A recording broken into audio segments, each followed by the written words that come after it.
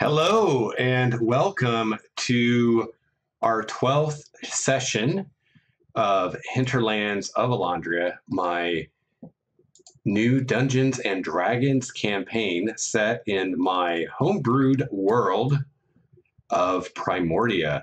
I always want to call it my home world, but it's my homebrewed world of Primordia. And we're going to get the players up in here real quick and get this party started. But really quickly, before we do that, I just want to let you know that I have just released a self-published supplement for Dungeons and Dragons called Relics of Power. And Relics of Power introduces a new class of magic items that scale in power with the level of their PC wielder. Each of the characters in this campaign, Hinterlands of Elandria, has one of these relics. Wall has his shield. Fear has her magic jug. Bryn has her staff. Quincy has his bow. Larissa has her lyre. And Marcos has his ring. So these items will grow more powerful as the characters wielding them grow more powerful. And Relics of Power tells you how you can create these items from scratch to use in your game. Also, how you can take an existing item, say from the Dungeon Master's Guide, and convert it into a relic. And then it gives you a dozen example relics to get you started. Included among those are the relics from this campaign. So I hope you will check it out at starwalkerstudios.com/store. And while you're at starwalkerstudios.com, also check out my RPG podcast, Game Master's Journey. All right, so without further ado, let's get to our adventure. Where did we leave off? Did we leave off on a full night's rest, or did my character sheet get wiped out? That's a very good question. That part, I don't... The last thing that happened was Larissa's friend Dahlia showed up. You guys had just entered the Faerie Forest. It didn't get wiped out. I have a spell slot used, so I'm fine. Yeah. I just hadn't taken any hit points. Yeah. Okay. So yeah, I think you have not rested. That's true. Does that sound correct to everyone? Yeah, because I have a spell slot used. Okay. Yeah, so is everybody ready? Ready as all ever be. Yeah. So just I'm not gonna do like the whole. Well, I guess I should ask you. Do you guys need the recap every week, or is that helpful, or is that just kind of a waste of time? I think it's helpful. In this case especially, it's helpful because I can't remember a couple weeks and my memories. Okay. Awful. Then Plus, maybe the listeners would love to get a recap. Well, I figured the listeners can just go watch the other videos.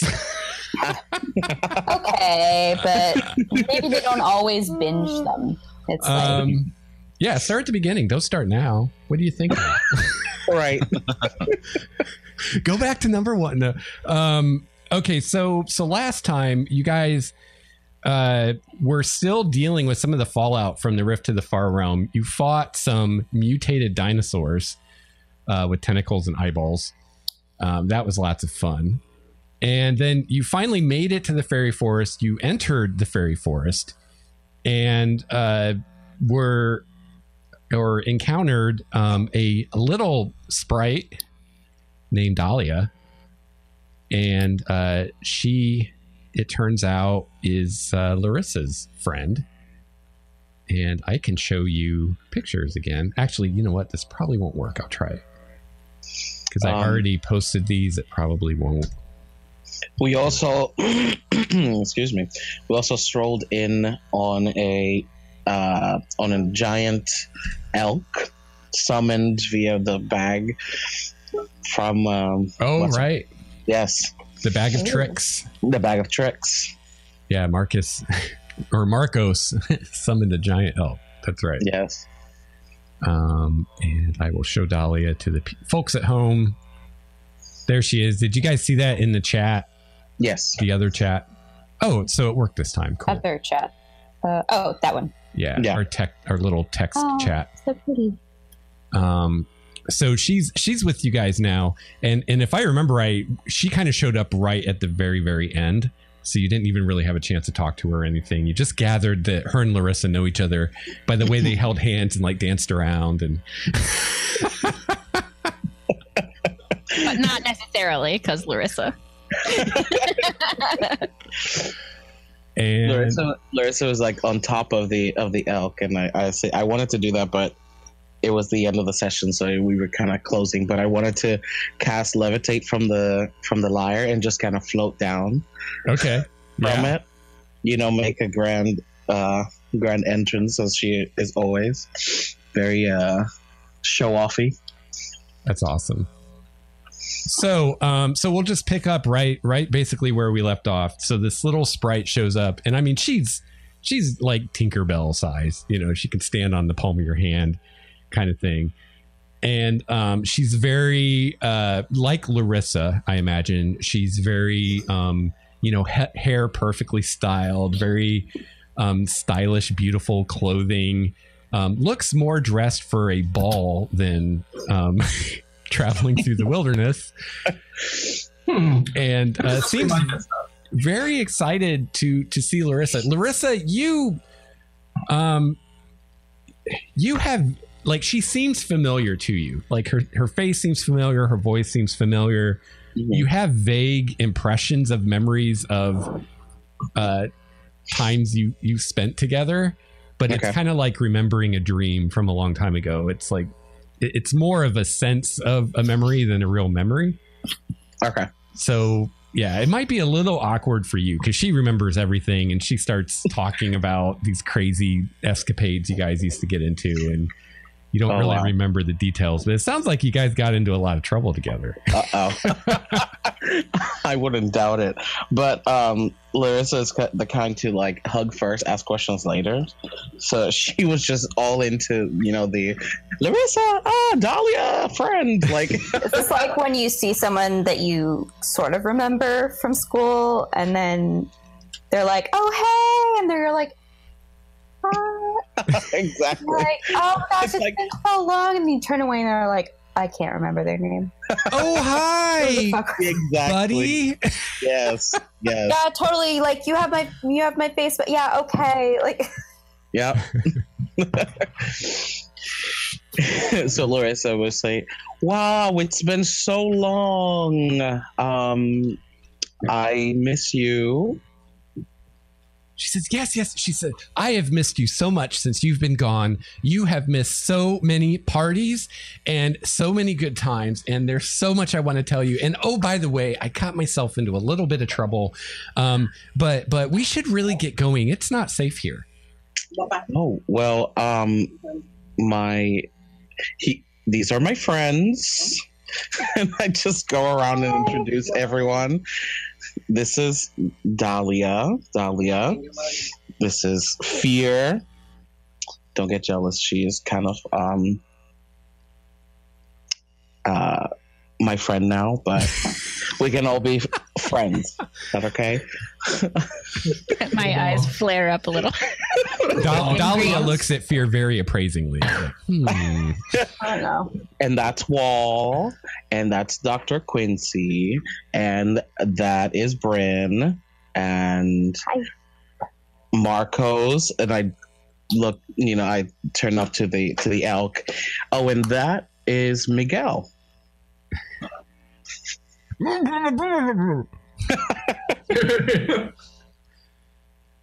Oh, you have a slave. How lovely. Well, I wouldn't go that far, but it's temporary. Oh, okay. Well, I mean, if he's not your slave, he'll end up somebody's slave. Might as well be yours. And then she laughs like she just said the funniest thing. You guys are like, what? Right. So are we in any immediate danger? Oh, probably. This is a very dangerous place you guys are in. People call it the Borderlands. You don't want to be here. We should go further that way towards the Sanctum. It's safe there. Yeah. Bordering on what exactly? The Sanctum, I guess. And that other forest, the Misty Wood, beastly place. Agreed. I haven't actually been there, but I've heard stories. Not good. We should move on. Yeah. Yes. The further away we are from that place, the better. I say to her, maybe you should show Quincy or Bryn, whoever decides to lead on the way. I'm not really good with tracking our location or whatever it is. Oh, well, you know, dear, that I'm not either. You know, I've gotten all turned around. All these trees look the same to me. I think maybe it's that way, but I'm not sure. Well, I'm going to bring out my map and put it down. And, so, madam, we're about here, and point on the map. Where do you want to go? That way is the Misty Woods. Oh, away from there. Opposite way of there. Yes. We don't want to go that way. That's further into the borderlands. We want to go into the sanctum where it's safe. Which is where? She looks at your map. She like turns it upside down, turns it over. Well, the map's like, I'm assuming like a couple feet by a couple feet, right? Oh, okay. So she just flies around it and looks at it from different angles. She like tries to look at the back side of it. Seems completely perplexed by the map. She's like, let me see. I think we want to go that way. And she points vaguely eastward. Okay, can I do like survival check to figure if that's at least somewhat in the direction we wish to travel? Yeah. Actually, I won't even make you make a check. Yeah, that's generally the direction you've been going, east. So it seems to track with where you guys have been headed anyway. All right. I'll also ask her, have you seen a big tree? Big, huge. Well, all the trees are big. Oh no. They're also very big. Biggest of them all. Oh, the special tree. Sure. Yes, that's at the heart of the sanctum. Oh, then let's definitely go there. Yes, it's safe there. Okay. It's not safe here. There are nasty things in these woods. All right, well, let's get on, my dear. You want her to lead the way? Well, as long as I will go east and follow in, as long as she's heading in the direction I want to go. Okay, so she appears to be leading, but she's really following Quincy. Fair enough. But she acts like she's leading the way. Can I say that I have been starting a collection of seeds? Sure. Yeah. Good. I also I think I plucked a flower and put it in my hair the last time. Okay. All right. So I'll just be doing that from now on so I can druidcraft shit. Nice.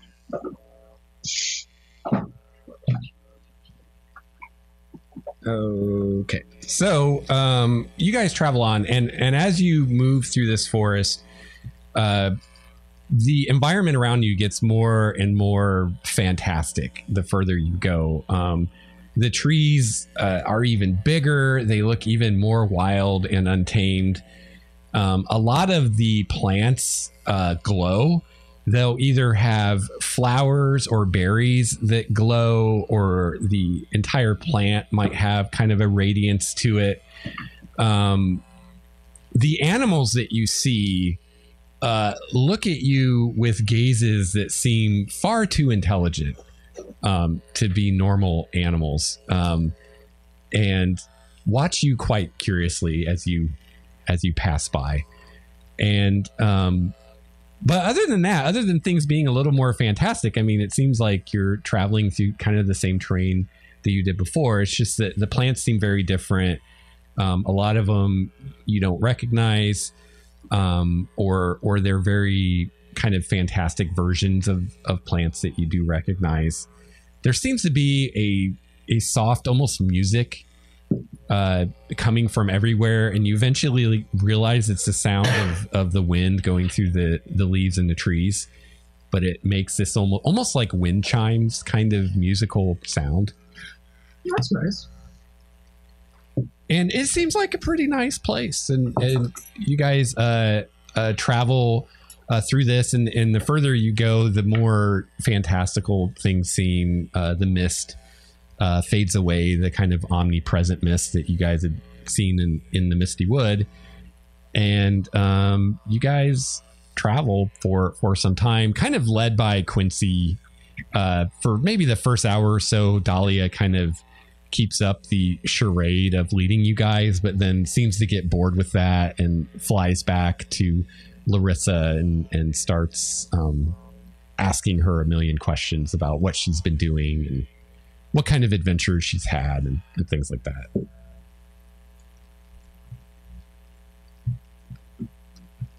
All right. So I'm just gonna like sort of go, at a okay pace, but try to keep an eye out for what we can do.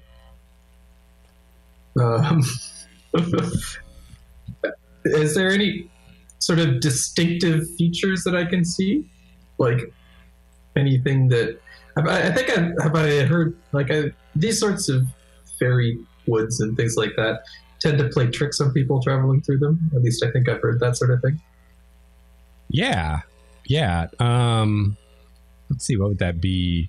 Maybe knowledge nature, to see what you know about the Faerie Forest and other places like it. Sure. Seems reasonable. Oh, and while he's doing that, everybody can roll initiative too. I forgot about that. I rolled 6 total. So Wow. Nice. yeah. All right. You want to talk to me about it? D20. I rolled a 7 total. So I've heard a rumor once from somebody, but I can't remember who from, and so I don't really believe what I'm saying. Yeah, well, yeah, and that's the thing. A lot of what you've heard about fairy is kind of hearsay and stories and myths, and who knows what's true, what's not. Yeah, Fear might possibly know something as well, just because she's kind of studied a bit of everything, and Bryn, as a druid, might also know stuff Yeah, as I well. was just about to ask, considering I am a Fae giant, technically. Right. So I was just sort of trying to confirm my own internal suspicions. Wasn't particularly talking out loud, if I'm going to be honest, I guess. So, All right, now. Are we? sorry. I was more just like, basically the goal was to sort of try to take notice of any particularly distinctive features within the forest, and then try to see if the same distinctive feature shows up repeatedly. Okay. That was my goal. Gotcha. I try to discern whether or not we're actually in the Feywild. Yeah. Let's say let's do wisdom nature for that instead of intelligence. All right. And that page. Couldn't give me wisdom nature. Yeah, but I'm. I rolled a 2. Well, she's just wanting to know if you're in the Feywild, not like specific things about it. So that's why I thought wisdom. It's more of a feeling kind of thing. What's my initiative bonus? As I say, I rolled a 2. You could have made it anything you want. I still would have sucked. 13 plus 7 is 20. Okay, yeah, you're definitely in fairy. You think, based on just kind of your feeling of the place and things that you've heard people say, you think that the Faerie Forest is a place where fairy kind of crosses over with this world. So you're kind of in the world and in fairy at the same time. It's possible the whole forest is like that, or just portions of it, but definitely where you guys are right now, you're actually in the fairy realm, kind of at the same time. It's like they're overlapping. I don't know if that makes sense, but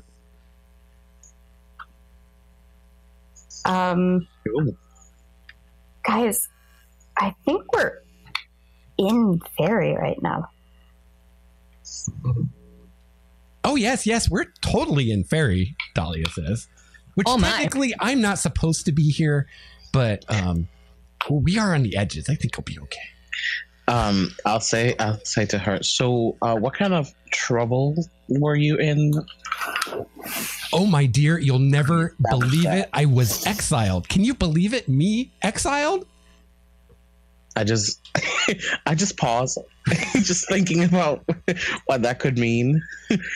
Exile from where exactly? From Faerie. I'm supposed to leave and never come back. That's why I came to find you, because you're the only person I know outside of Faerie. Oh, and we used to have such good times together. Right. Why were you exiled? Oh, well, that is a long story. Let me tell you. The queen was having a big party. I think it was her birthday. I don't know why, but she was having this big party, a banquet, a ball. And so everybody was bringing the queen presents. And I wanted to bring her a really special present. And I met this really, really nice lady in the forest. She was this strange fae lady. Never seen her before. And she gave me this hair tonic that she said would change the queen's hair to any color that she wanted. And I'd heard the queen talk about she wanted her hair to be the color of a sunset. So I thought this would be perfect. So I gave it to the queen. And, you know, I think that lady played a trick on me, because when the queen used the hair tonic, all of her hair fell out. It all fell out and it won't grow back. Oh my gosh. Larissa gives terrible. the biggest gasp. Just, not the hair. She was so angry. I was almost executed, but she finally decided just to exile me instead. My dear. Find anything out about who gave you the potion? She disappeared. I've never seen her again. What did she look like? Well, she was very beautiful, of course. Tall. Her hair looked like the light when it hits like a pond and it reflects. That's what her hair looked like. She was very beautiful. She had exquisite clothes. Her taste in clothes. Oh, they would have been the rage at the court if she would come to court. She would set the fashions for the next season. Oh my! Fantastic clothes. Oh, you should have seen them, Larissa. I'm jealous. She was very nice, but obviously she played a trick on me, and it wasn't very nice because now I'm exiled and I can never go back. And oh dear, oh my! And she starts crying. What am I going to do? Oh no! Shh! Stop that! It's gonna be all right.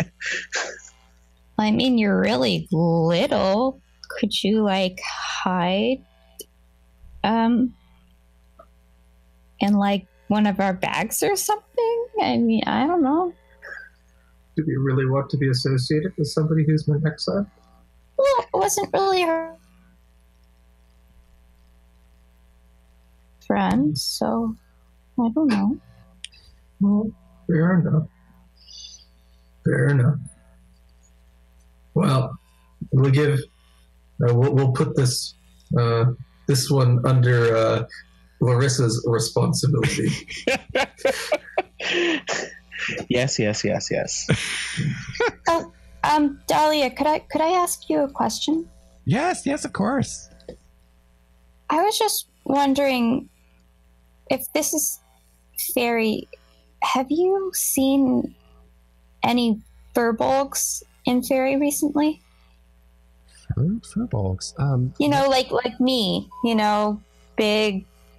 You know, really Hairy. nice. I mean, yeah.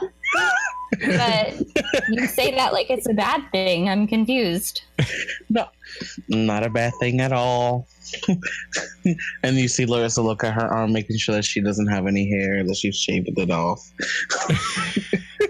She says, well, I mainly spent my time at court, and there weren't any furbolgs at court, but I mean, I've heard of furbolgs.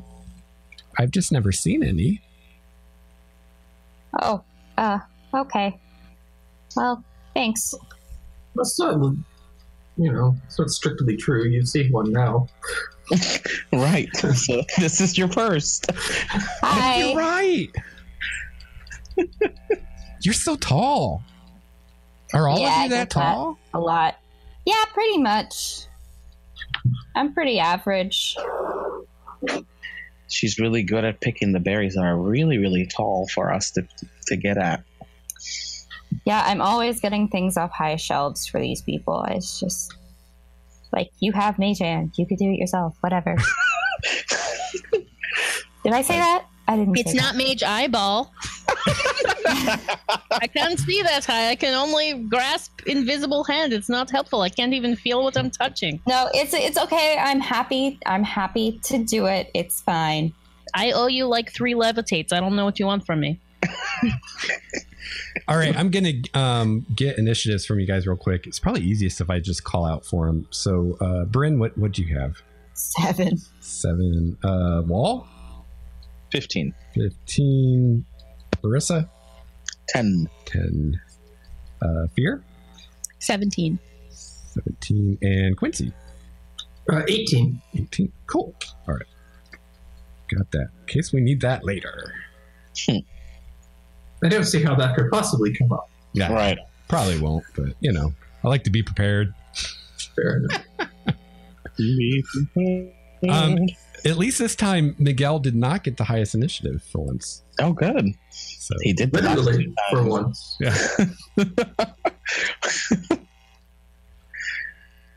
All right. So you guys travel on, and Dahlia tells her story of her exile, and just seems to think this is all very unfair.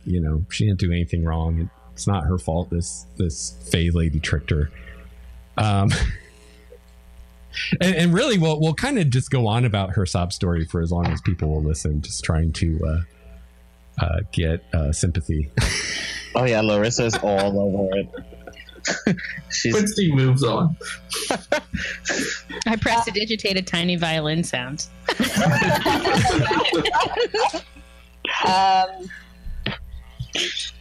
While we're walking, every now and again, I will druid craft like on a boulder, a tree in moss.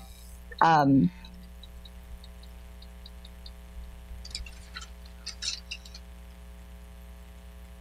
trying to think of what to write in druidic.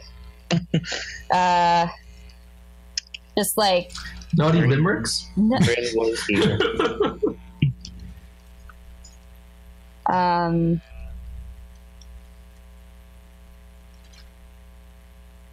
Tree keeper of Western Mountain Forest tribe, seeking other full furbolgs.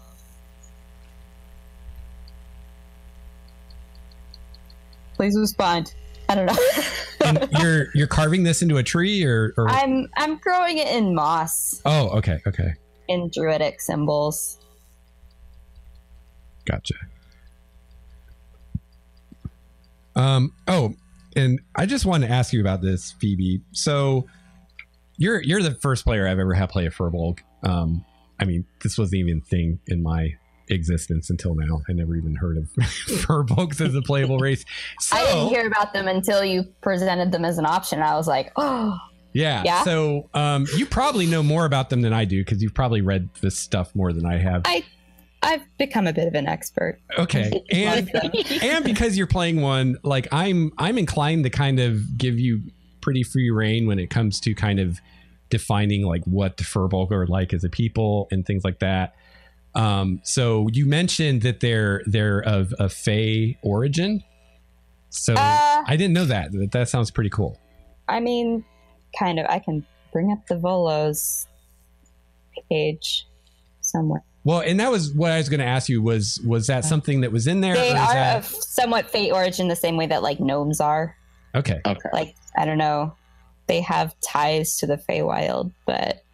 So for Primordia, we can do more or less with that, like if you want. If you want them to be more directly tied to the Fae, we could definitely do that.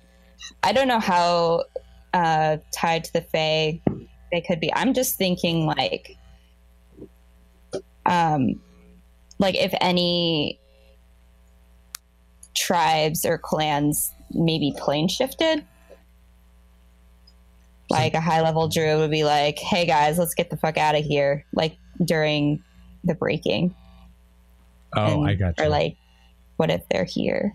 So do you think they came from Faerie originally? Like that was where they came from to begin with? Kind of like the elves did? Maybe. I know more. I have what I think they're like currently in my head. I didn't really think about their origins very much. Okay. So we can work that out. Yeah, or maybe maybe it's not known. Maybe some people believe that, but it was so long ago. I'm thinking they probably have like a bunch of origin myths themselves, but there's no like set. Okay, cool. Well, I like the idea of them being tied to the Fae. That's pretty cool. I mean, and it makes sense. Yeah, like I have two languages that come with being for Bolga's Elven and Giant. Cool. So that's one of their first languages. It'd be cool if I thought it was like, what if they spoke like sort of a pigeon?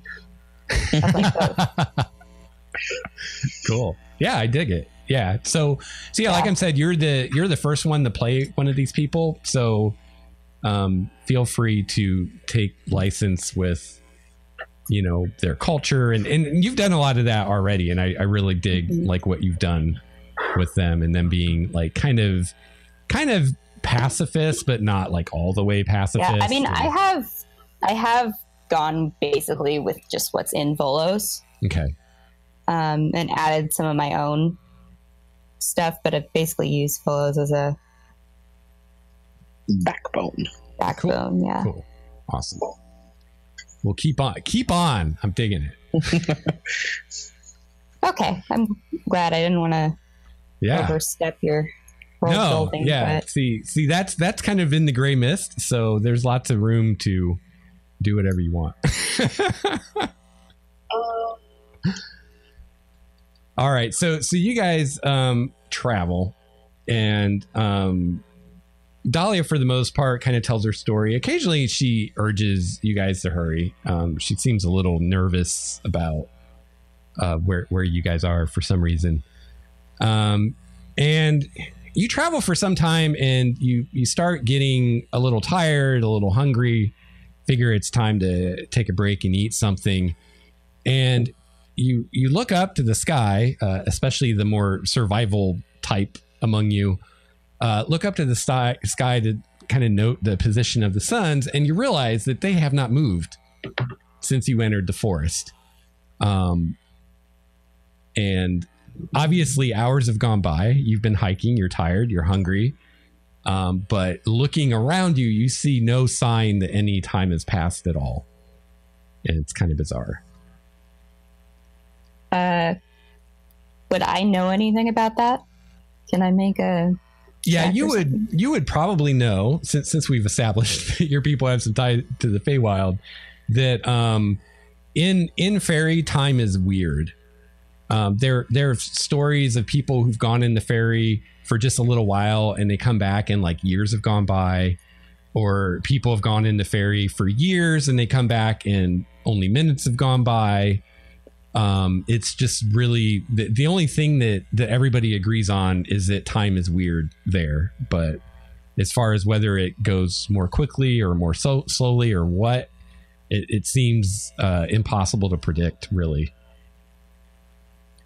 And you also have heard stories from other Furbolg in your tribe that have been into Faerie that it does seem like the seasons seem to last like years. Like time does flow in Faerie, but it seems to do so very, very slowly. So that it'll be daylight for a very long time, it seems like. Kind of like Canada, I imagine. Actually, I think so much. So Canada is the Feywild. Is yes. that what you're talking about? Yes. I'm Canadian. actually Crazy you guys are things like free healthcare. What, Craig? I think I'm actually further south than you guys are in Washington. You are actually. So, Fair enough. Technically. Fair enough. Geography's hard. That's why we get so misty here. now, where I was born was definitely further north than you guys. Yeah. So, So yeah, this is unusual, but it's not unusual for what you've heard of Faerie or the Feywild. Well, I think we need to be really cognizant of the time we spend here. I've heard from my master and other older druids from my tribe back in the day that the time can be a little wonky here.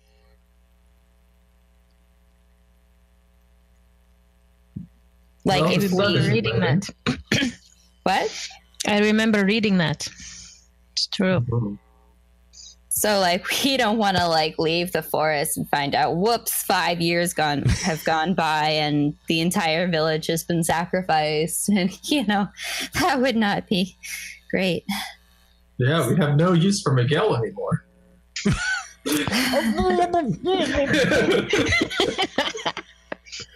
I tell you what, Fierce. So yeah, Miguel, why don't you just like start counting like 1 1,000, 2 1,000, 3 1,000, and like when 24 hours have passed, just let us know. See, I knew he was your slave, Dahlia says. I mean, that was a gentle suggestion. Yes, count, boy, count.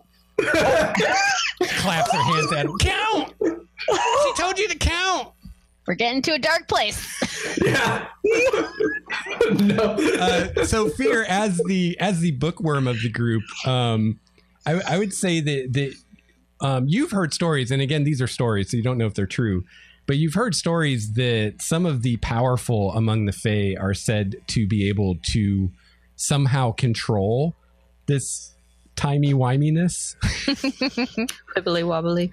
So if we find someone sufficiently powerful, they may be able to put us back in the right timestamp. Yeah. Okay. Or they can totally screw with you depending on what their motives are. Cool. Right.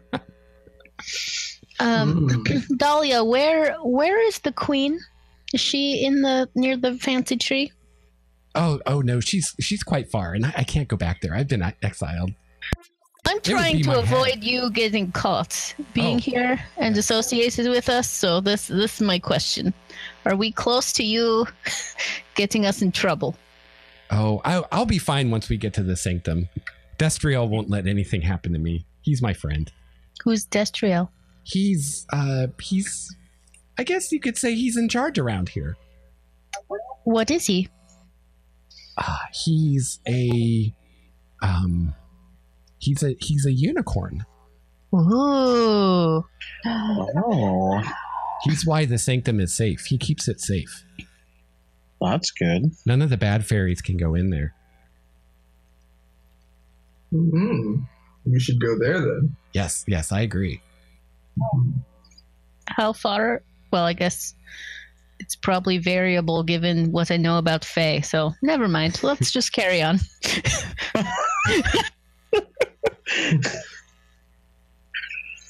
What a nice day for a walk. Seems like a never-ending walk matched with a never-ending day. Seems unnatural. So you guys travel for some time and you get tired and figure it's probably about time to stop for the day, even though it's still broad daylight. Well, do we notice any like good place to say make a camp, like the underneath of some trees, or like a glade, or a cave? Oh or yeah, a hotel?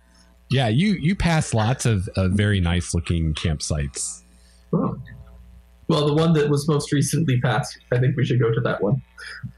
Yeah, you guys find a nice sylvan glade with very thick, luxurious grass that would be nice to sleep on, and there's a spring nearby with water. And and I should ask, Bryn and anyone else, have you still been foraging as you go? Oh, absolutely. Okay. So yeah, Bryn's found various mushrooms and berries and fruits along the way. Definitely seems much easier to forage since you've gotten into this part of the forest. There's a lot more stuff, and it's almost like even someone without much knowledge of survival could probably do pretty well. There's so much fruit and whatnot around. Gosh, it's even better than home. Wow. Yes, it's very nice here. Too bad I have to leave.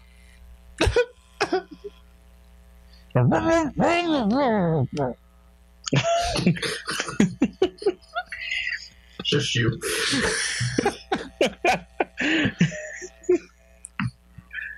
Where's that spell? I thought I had. Dang it.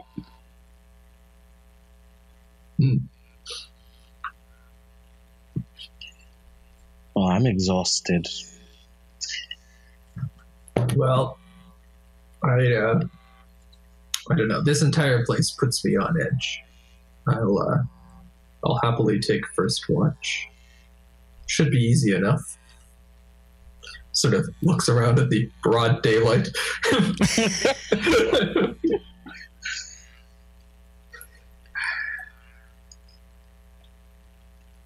All right, I could have sworn I had. Dang it! Was it on my staff? I thought I had a spell. Oh yeah, no, it's out of my staff. Okay. Because I do not trust this place. I want to cast Wall of Thorns. Around our camp. That sounds cool. I like a nice little diameter. And I don't have the... Hold on just a sec. Wall of Thorns. You can make it up to 60 feet long, 10 feet high, 5 feet thick, or a circle with 20-foot diameter up to 20 feet high, 5 feet thick.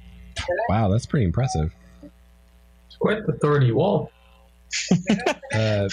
Things that try to go through it have to make a dex save, or they take piercing damage. Wow. Oh, that's when it appears. Okay. And then, yeah, if they try to move through it, it's difficult and they take damage like every foot of the way. That's pretty cool. Wow. Yeah, so I would like to do that. Now, it does only last 10 minutes. Wait, what? Bullshit. Yeah, I guess it's more of a kind of a combat thing. Never mind. But if you get attacked, that could come in really handy. Sure, I will. Yeah, it's only an action to cast, so yeah. If something attacks us, I'll just Wall of Thorns around us. There you go. Wall of Thorns around it. Or that. Yeah. Or us. Problem solved. All right, so Quincy's taking first watch. Yeah. Anybody else on first watch with Quincy? Did we have a watch schedule figured out? I think you guys did. Yeah. We have a spreadsheet. Two. Danielle? I believe It was that's Brett overtopped it. I like his. So but I don't think it has names. It's just like these things occur. Well, I did say in the hopes of simplifying this that all I really care about is who's on what watch. I'm not really worried about how long each watch is. I'll just assume that you guys worked it out somehow, that you get the sleep that you need. Oh, thank goodness. Well, we can even use that spreadsheet so that all we have to say is watch 1, watch 2, and watch 3, and then if we have 2 people on each watch, we're covered. And cool. And if we have to go back and say, well, what hour was this or whatever, then we can. Marissa decided she's permanently last so she could get her face on. And I think we can assume that Dahlia just watches with Larissa. So yeah, I'll go with Quincy. Firsties. Okay. This is excellent. More time to teach you Elven. There you go. We'll get into grammatical rules now. Ooh. Oh. How many vowel tones are there in Elvish? 14. Oh. Fewer than common, but more than Spanish, so cool. There we go. Yeah. So Wall, are you second watch?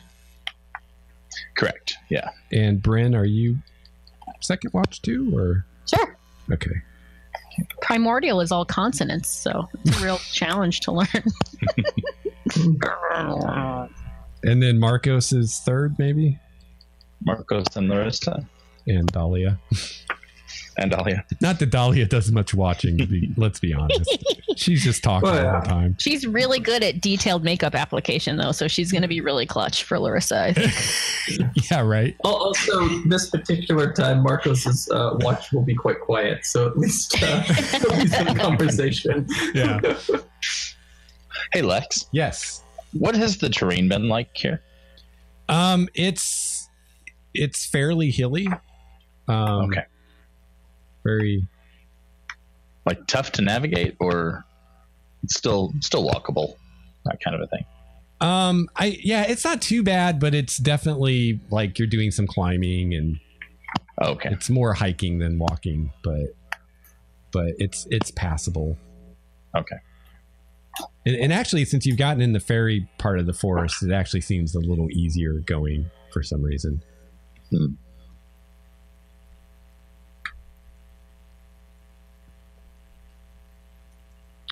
All right.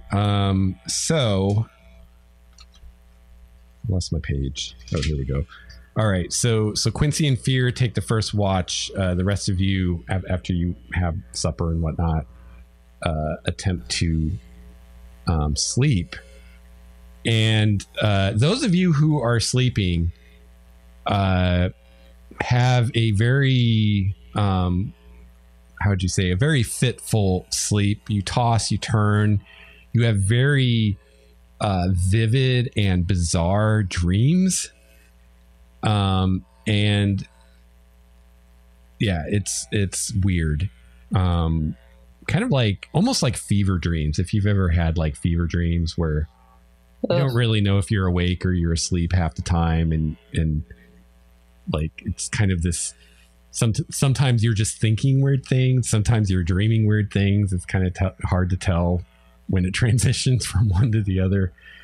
So you guys are experiencing that. Meanwhile, Quincy and Fear are on watch, and you guys actually don't even have to make a roll for this. You're on watch, and you hear this sound of what sounds like very heavy stomping boots. Oh no! Marching in your direction, very purposefully. How many boots? I was gonna say like one pair of boots, like an army. Make a perception check. Definitely my strength. 13. Wow, that's really good for me. Hey, that's really great. Good job. 21. I had a feeling that was going to turn out to be condescending. No, I know it. So Fear, definitely more than one pair of boots. Quincy, you believe there are 4. All right. And you both believe that they are approximately human sized. I silently poke Wall and put my hand over his mouth.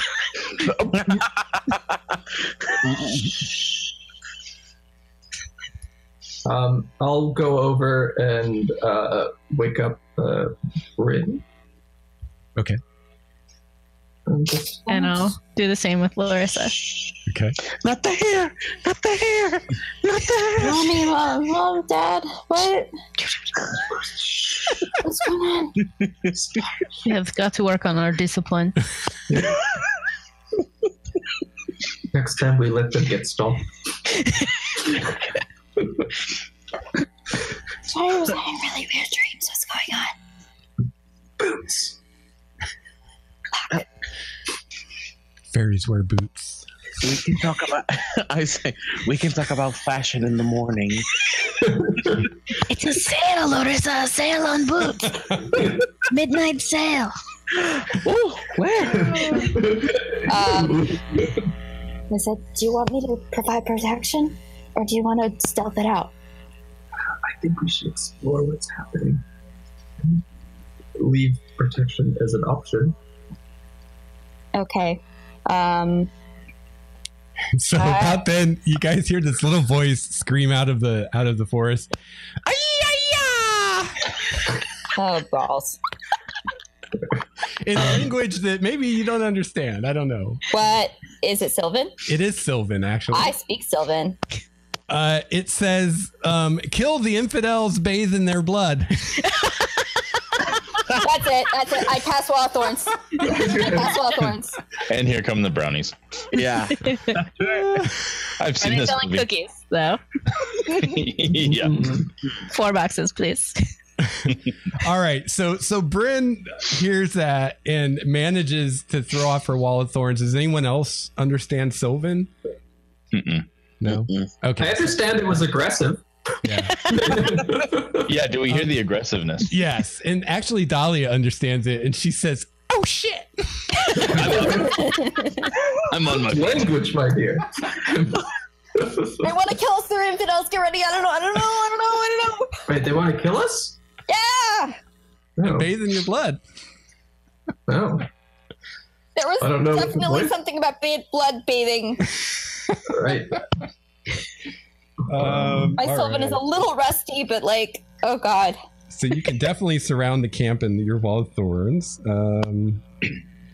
Let's see. Creature, for every foot a creature moves through the wall, it must spend 4 feet of movement. Holy cow. First time a creature enters the wall on its turn or ends its turn there, it must make a dex save, or it takes 7d8 slashing damage on a failed save or half as much on a successful one. Damn, baby. Lord. So what's your save DC, Bryn? My save DC is 15.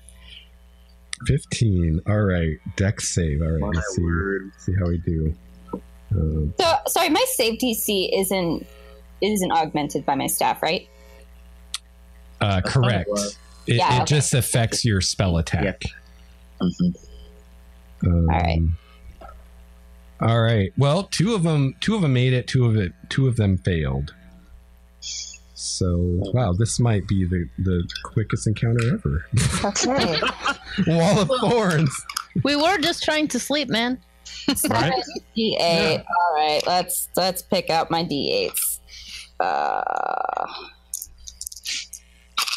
That's 6 plus 6 plus 5 is 17 plus 4 plus 4 plus 2 is 10 plus 6 is 27 plus 6 is 33. Yes. 33. All right.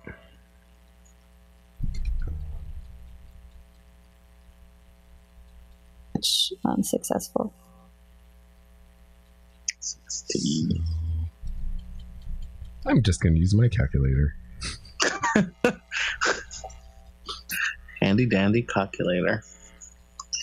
Now the abacus. Yeah. All right. So Bryn hears this slay the infidels, bathe in their blood, instinctively throws up this wall of thorns around your guys' camp. And you hear the horrendous sounds of these creatures bashing their way through the wall of thorns. You hear them swearing as the thorns cut them. And they make their way through the wall. And you see 4 of these creatures. They're actually small, which those of you that heard this coming and were estimating they were human size kind of surprises you. And then you notice that their boots seem to be made of solid iron. So made their footsteps sound a lot heavier than they were. They're roughly gnome sized. They kind of look like gnomes, like really evil, hateful gnomes. No. And they each wear a large hat that makes their head look kind of like a mushroom or a toadstool. And their hats are, at first you think they're black, and then you realize they're the color of dried blood. Ooh. Oh, gross. And they are wielding these large, oversized, for them at least, sickles that actually kind of helped them get through the Wall of Thorns a bit, as far as that goes. But also look like they're good at chopping flesh.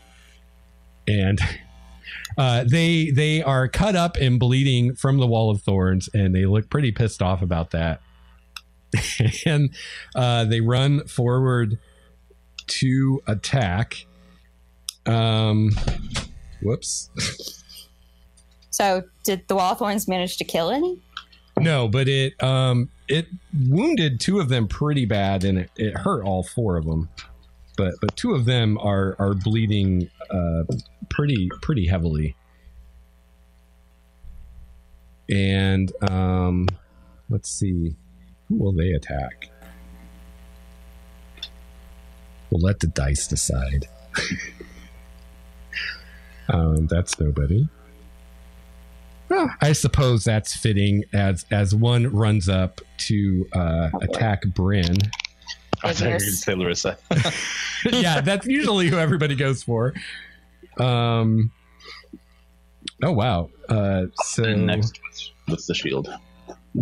What's that, Brett? I'll stand beside with the shield. Okay, cool. My hero. As a reaction if it looks like it's gonna hit. All right.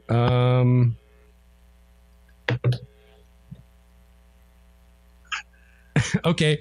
He runs forward and kicks at you with his iron boots. Ow. Oh. Wait, is he kicking me or Larissa? You, Bryn. And so you need to make a dexterity saving throw. Okay. Oh my gosh. Because these fairies wear boots. That was not great. 10. Well, I'm sorry, what'd you get? 10. 10. Okay. All right. So you take 19 bludgeoning damage, and you are knocked on your ass. Oh. What the shit? That's a heavy boot. All right. Fairy number 2. I'm just like clutching my shin and going, oh god, I think that I broke it. I don't know if you have a shin left. Fairy number like 2 dented. runs forward to kick at Quincy. Rude. Why do I keep rolling to attack? You make a dex save, Quincy. Of course, Quincy's good at that. 19 plus 5.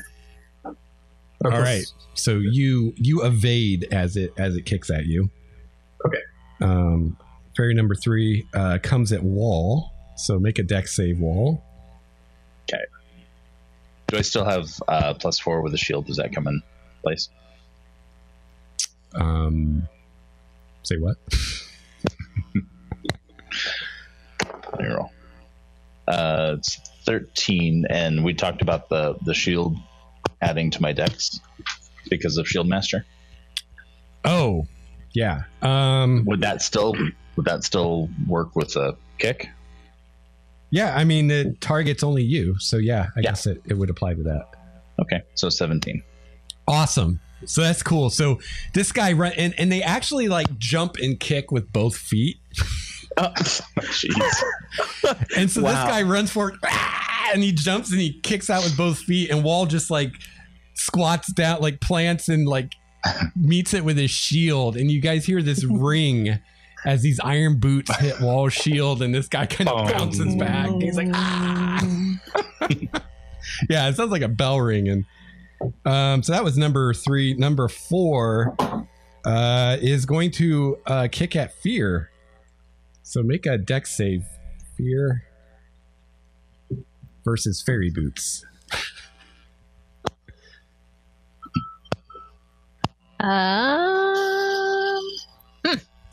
11. 11. That is not quite good enough. Unsurprised. So you take 18 bludgeoning damage and you're knocked on your butt. Cool. As this little guy drop kicks you with his iron boots. Wow. What the hell is this? Quincy, your turn.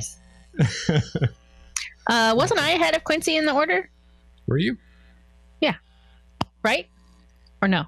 I had Quincy with an 18 and you with a 17. Yep. Is that right? I just like to imagine I rolled higher. Oh, Right. Take it away, Quincy. Yeah. Do you have anything particularly amazing? I was thinking of trying to. Bryn and you both got hit. Who got wounded the mostest?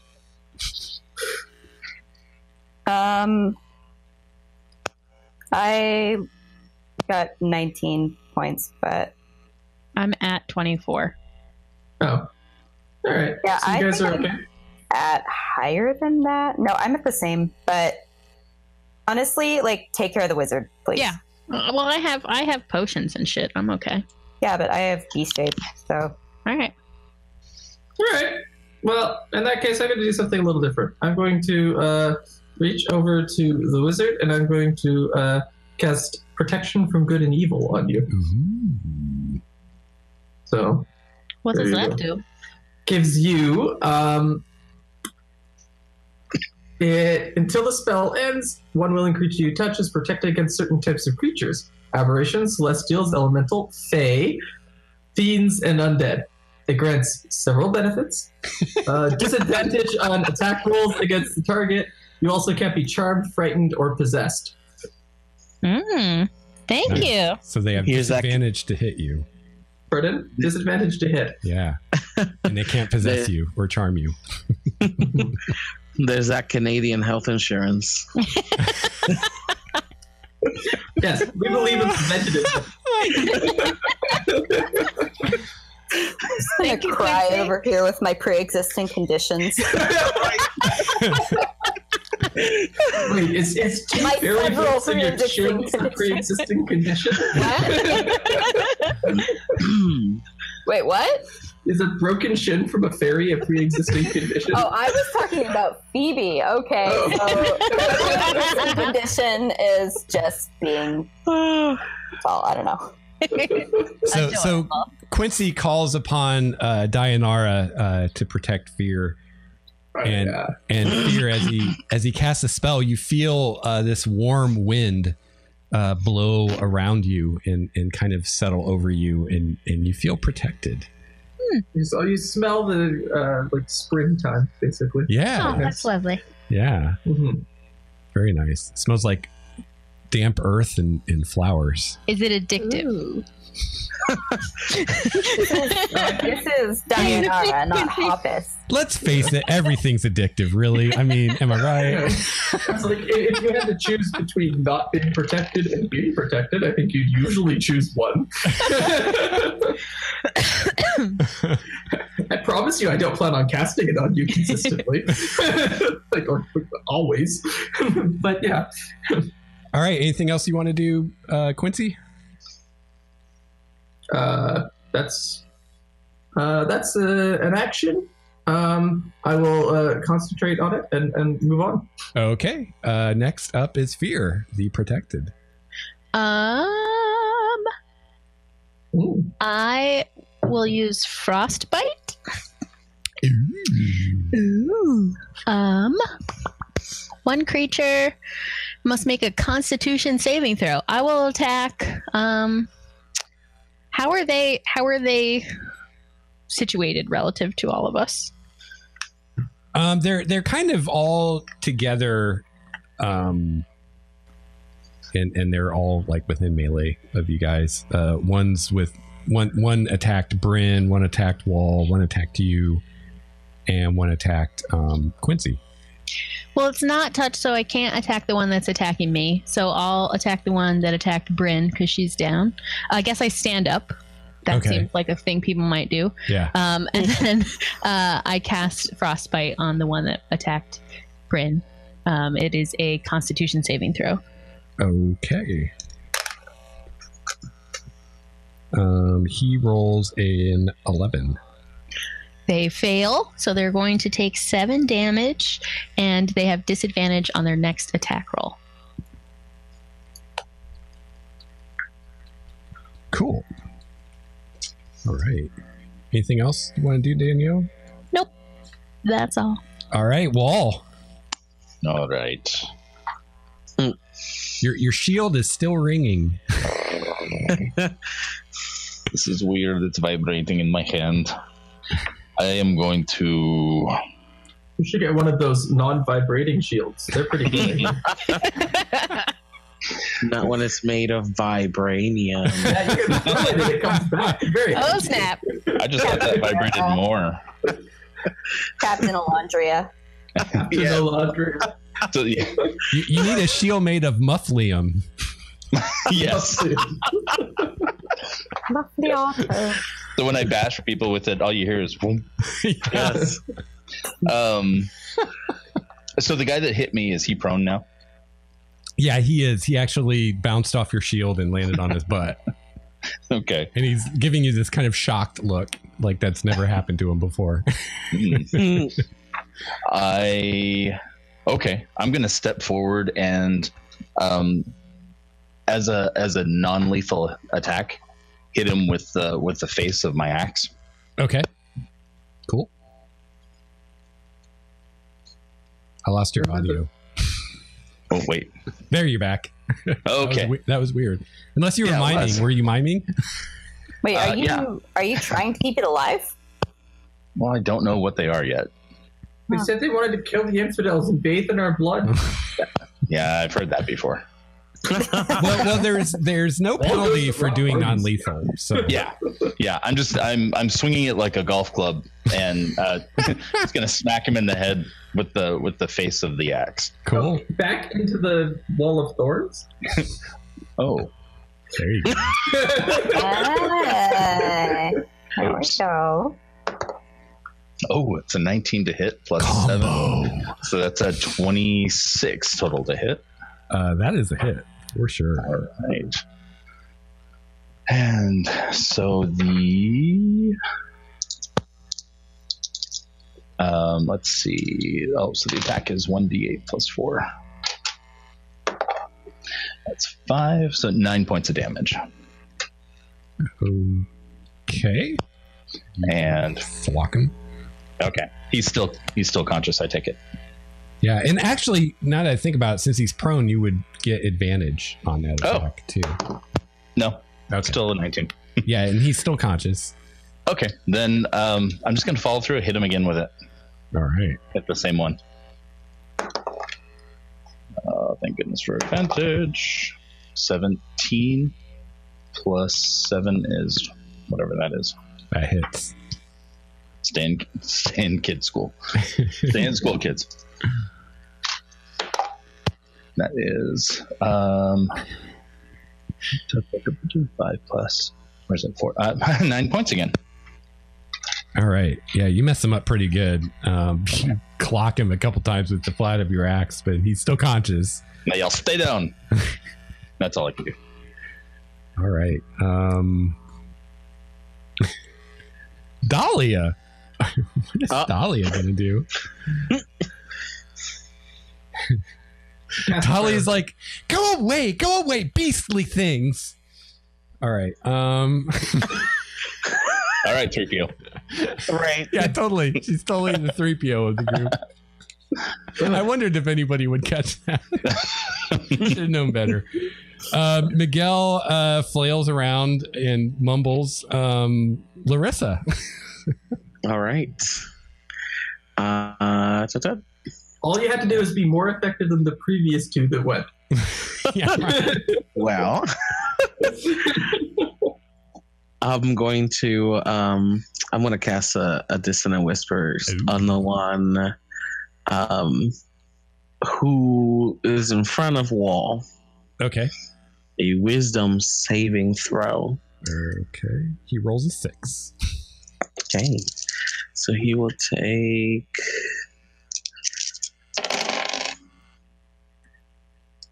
10 psychic damage and then use its immediate reaction to move its speed away from wall.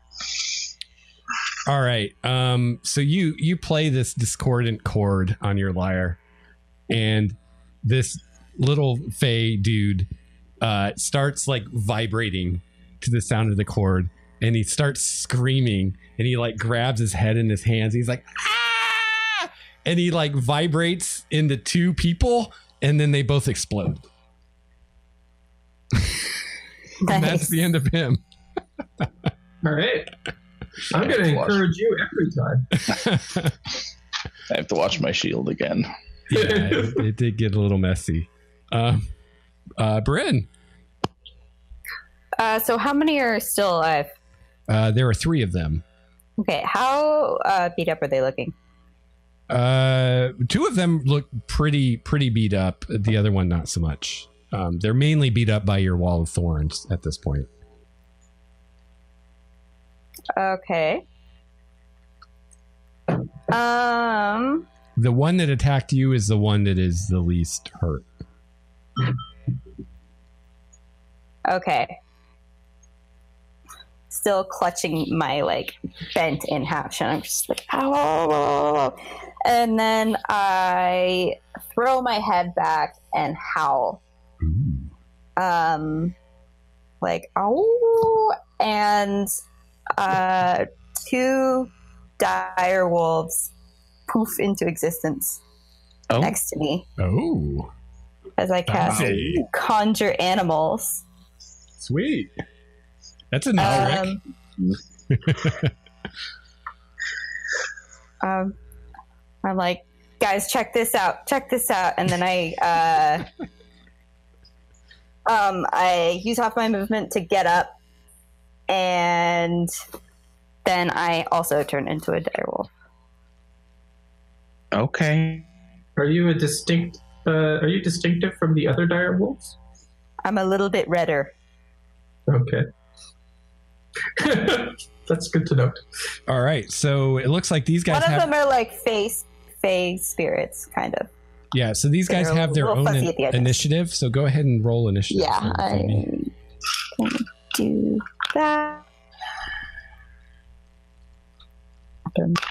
That was even worse.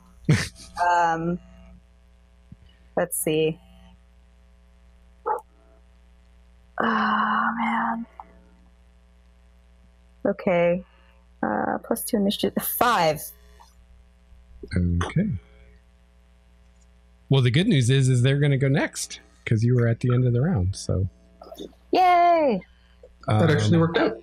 Yeah, actually it did. So you turn into a dire wolf. You summon 2 more dire wolves, and yeah, awesome. And now it's the dire wolf's turn. So what would you like the dire wolves to do? Okay. Well, the first one will attack the one that just kicked my shins into oblivion. Okay. Fair enough. Thank God for pack tactics. That's much better. 20 to hit. Oh, yeah. And then 7 piercing damage. Okay. And it has to succeed on a DC 13 strength saving throw or be knocked prone. Okay, it succeeds. Rolled a 16. All right. And the second one is going to go ahead and attack it too.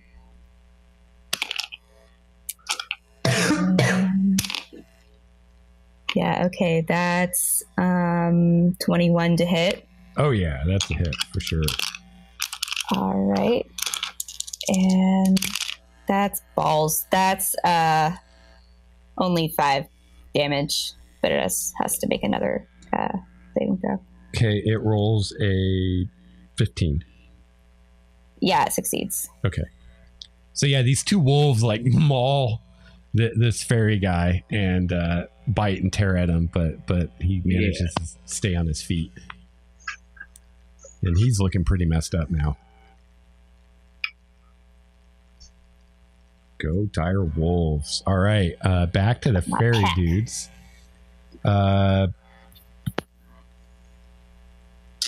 Oh, hang on. What am I doing there? That's not right.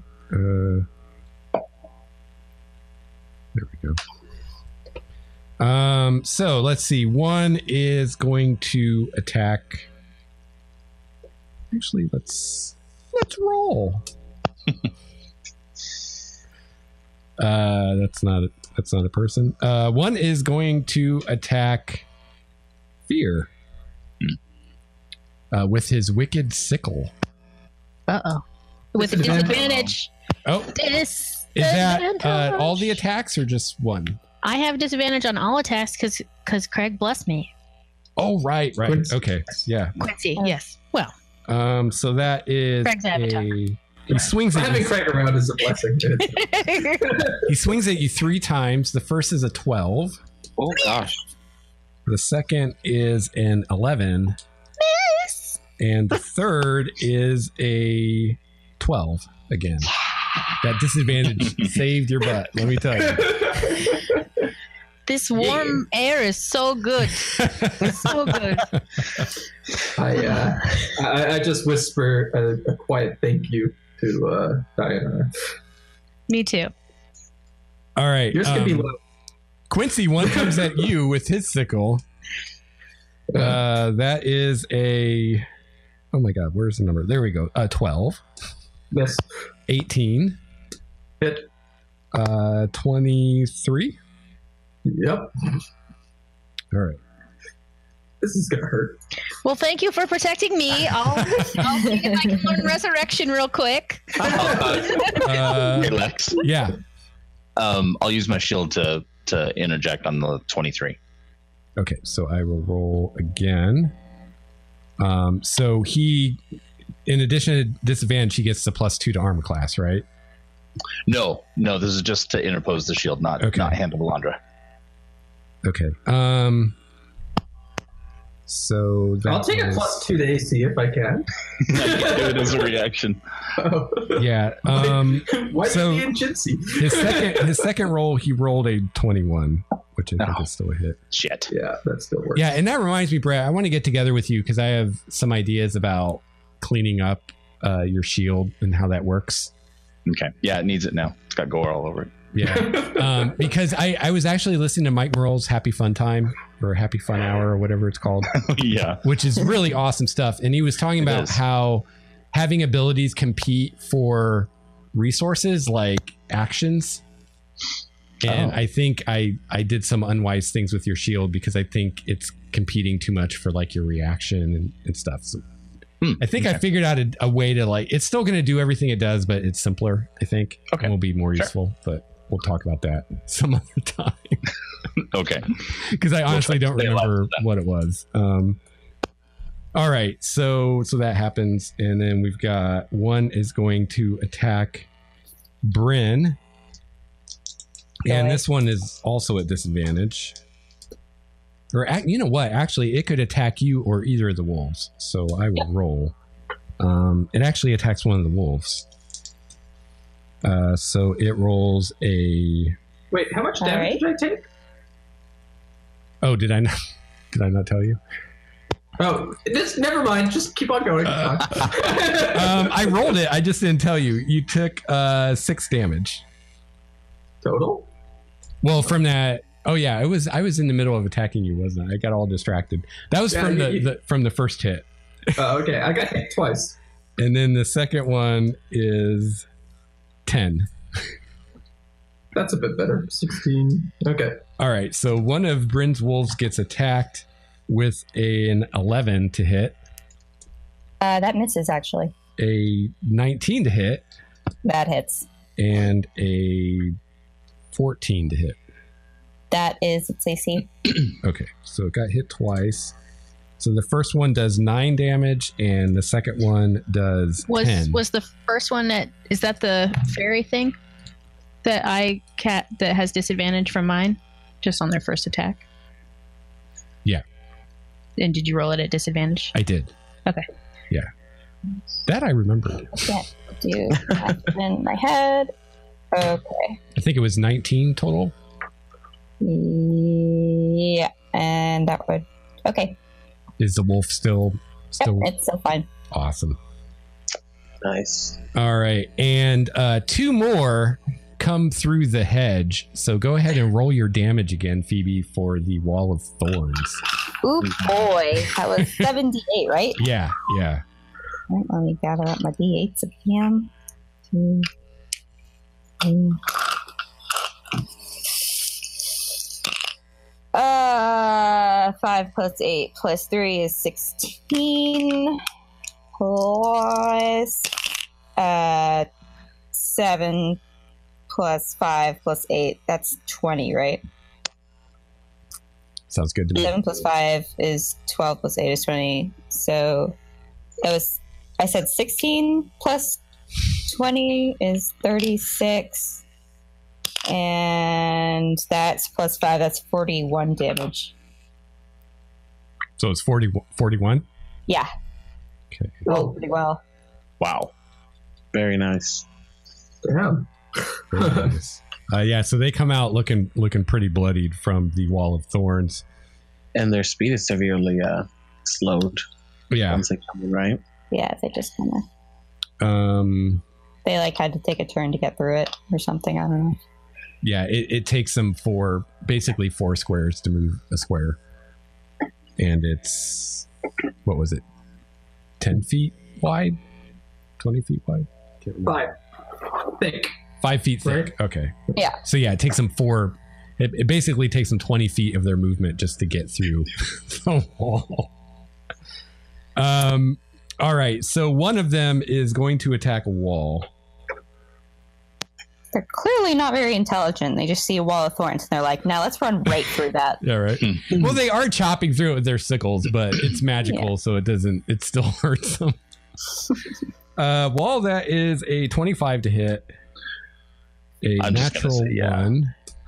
And another, oh my god, I rolled 2 natural 1s in a row. What the hell is up with that? So you only get help once. I rolled max damage though, so that's 12 damage. Ouch. Okay. And the second one, I should write down who they're attacking so I don't forget, is coming for Larissa. Oh no. Manny thought he was free and clear this time, but nope, the dice still hate him. So 17 to hit. Oh yeah. An 18 to hit. Yeah. And a 15 to hit. Yes. Oh boy. And I used my reaction already. So the first one is 7 damage. The second one is 11 damage. And the third one is 8 damage. So that's 26? Yes. Yeah. And that's them. All right. Still up, Larissa?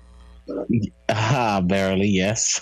Yeah, so this guy runs forward and with this very wicked looking sickle cuts you pretty good. And it is now Quincy's turn. I would can I use my reaction to cast Hellish Rebuke? Yeah. That would be a dexterity saving throw from him. All right, he rolls a 7. Okay, so he fails and takes 20 fire damage. Don't mess with Larissa. All right, so this guy wah, wah, wah, with his sickle at Larissa cuts her good, and Larissa's like ah, and explodes in fire and just immolates this guy. He just burns to ash and crumples to the ground, and that is the end of him. Yes, and I look over to the next one that would think to come my way with anger in my eyes, all bloodied and breathing heavily. That's your biggest attack. I feel like, Larissa, is that reaction. Yes. It's just spite. Yeah. Just pure fuck you. Exactly. All right, it's Quincy's turn. Larissa seems okay. She seems to be able to take care of herself over there. Burning fairies. Larissa's still super wounded. Yeah. This is true. Yeah. So, Quincy, how far away is Larissa from Quincy? Probably 10 feet. Would that mean that I have to disengage with the thing that's attacking me? No, you can get close enough to her without having to.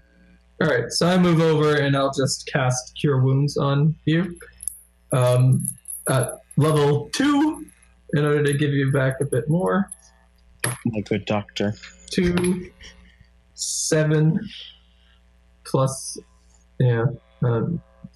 6, so 13 hit points back. That seemed not nearly as much as I took, but it's better than nothing. Yes. Thank you. You're welcome. Just next time, don't get hit. Right. As you see, Larissa is wearing next to nothing. What she is wearing is now slashed with a sickle. Barely decent. Yes. My. Oh my. And with that, I will pass the torch. Dahlia says, "My dear, your assets are showing."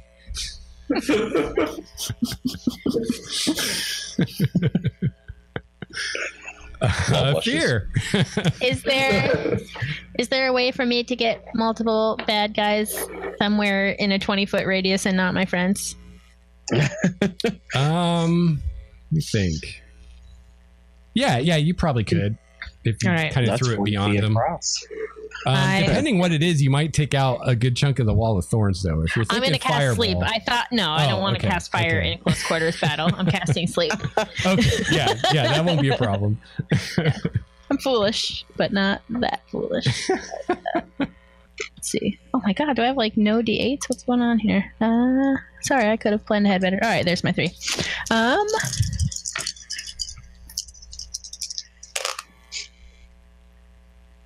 14.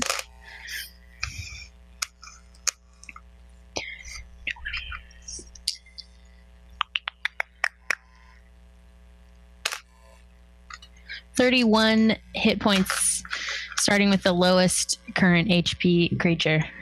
Okay. Sorry, this is the most mathy thing for a DM. I'm sorry. No, that's okay. Like, why does my favorite game have to involve math?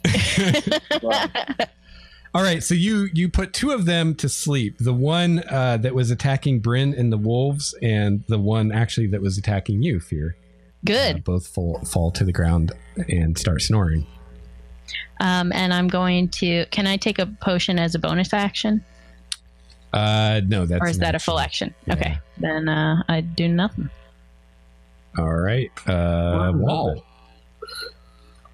All right, so the one in front of me is still there, right? Yeah, the second one. The second one. You killed the one, and then another one came through. And the other one vibrated. Yeah. Vibrated to death. He was beside himself. Oh. All right, but this new one with the sickle is attacking. I'm still squinting from the hellish rebuke. I'm like, so we're killing them? Oh, that's right. You knocked yours out, didn't you? No, I tried to. And then Larissa got him. Oh, that's right. That's right. I respond saying he tried to kill me, so point. All right. They were definitely talking about bathing in our blood. Oh. Just want to point that. Oh, I'm a wolf. Right. What? Jimmy's stuck in a well? What?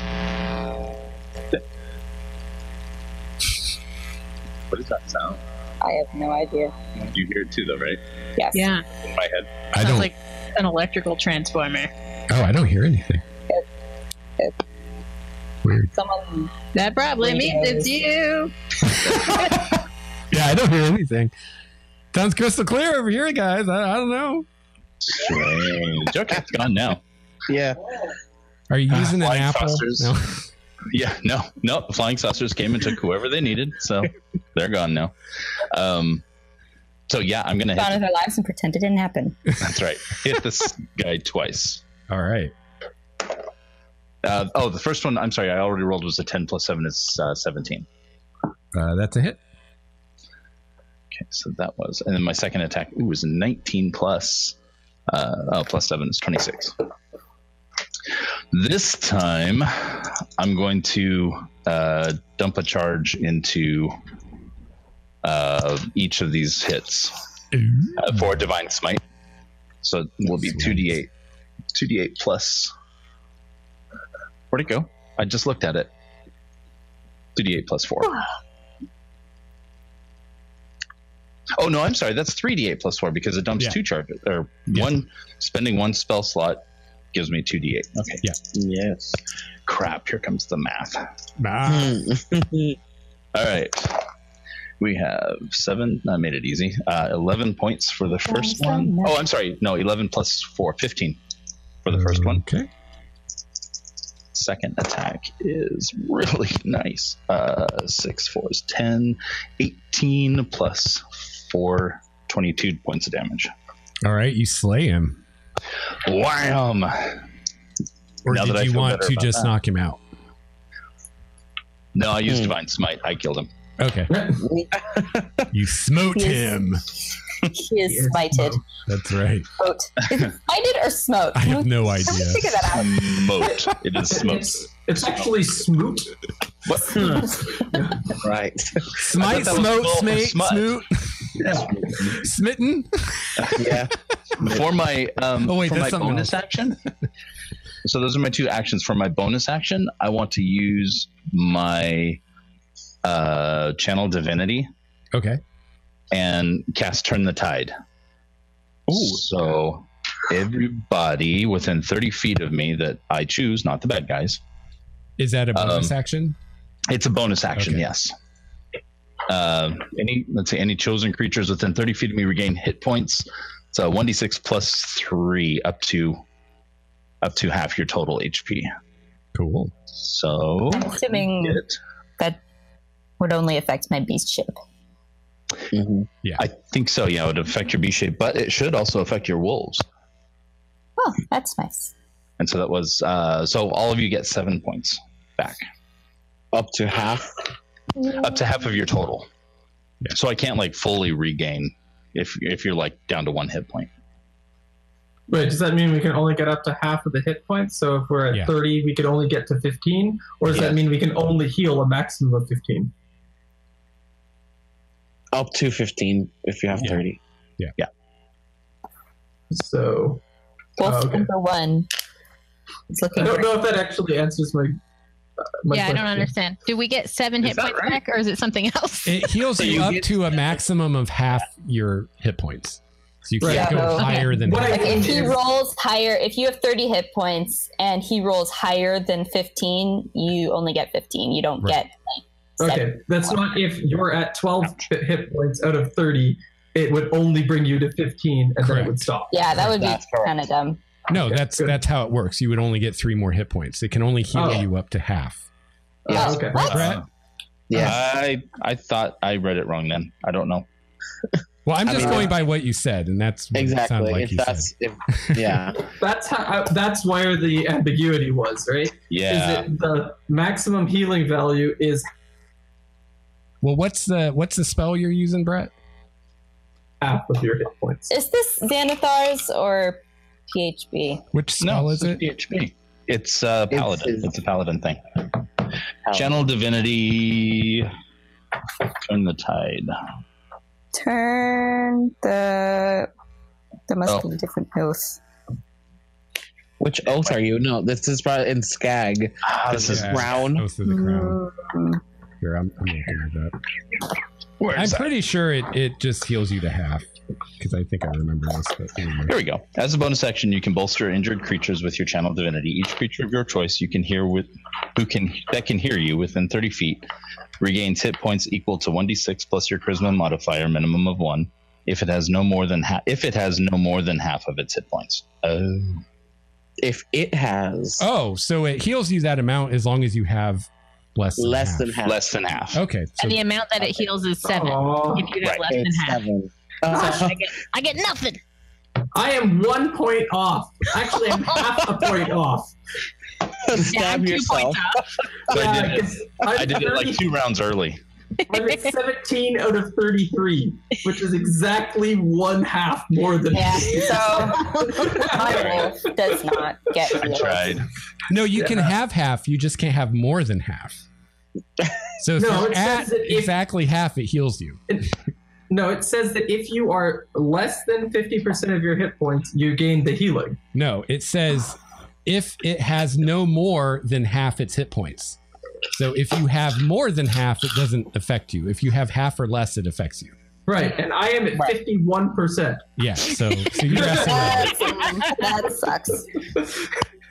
Day late, $1 short, Craig. Thanks for the I tried. I'll go back to hitting now. Awesome stuff.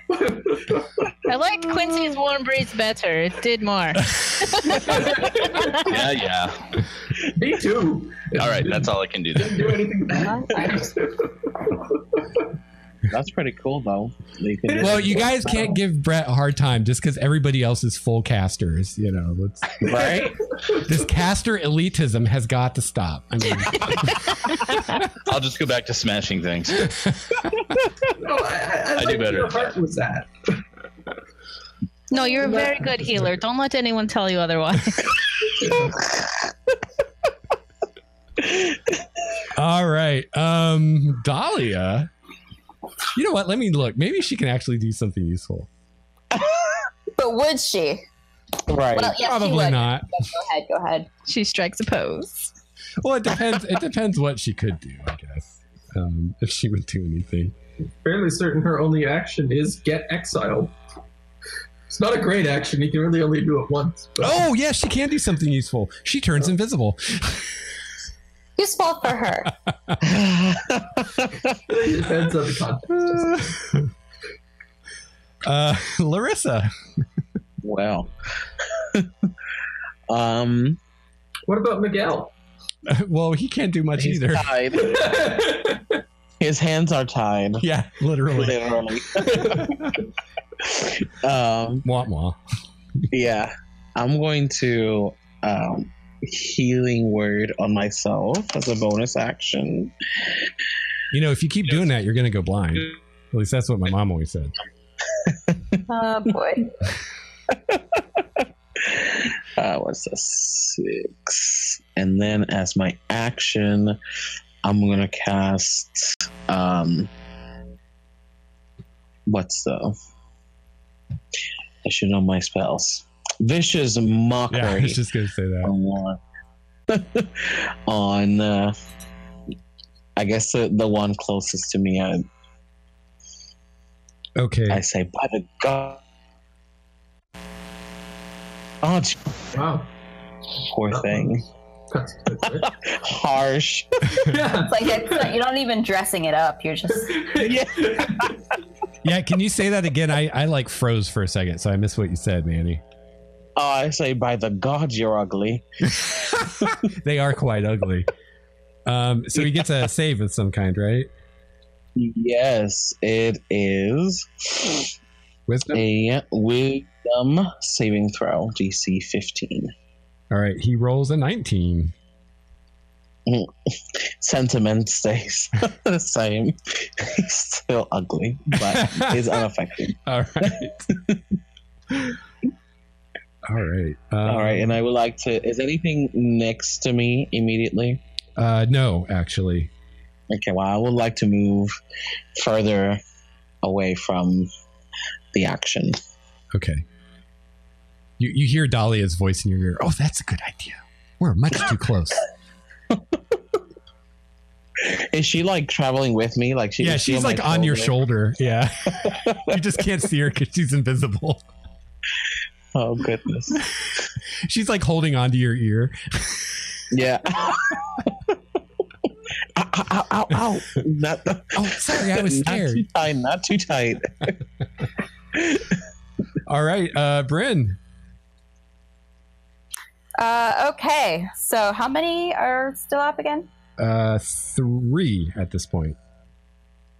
And the one that was attacking me and my wolf buddies is asleep. Yes, that one is asleep. So there's 2 not counting that one. All right. Well, I guess there's only one that's awake because one of the others is asleep too. Well, I'll go and try and help Larissa out, and I will run over to it, and let's yuck it.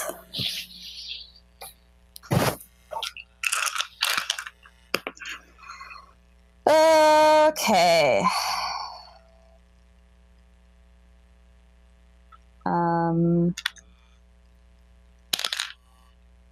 Damn. Okay, that misses. I don't even... Unless it has an 8 DC, which I highly doubt. It's a little higher than that. Would I have pack tactics on this?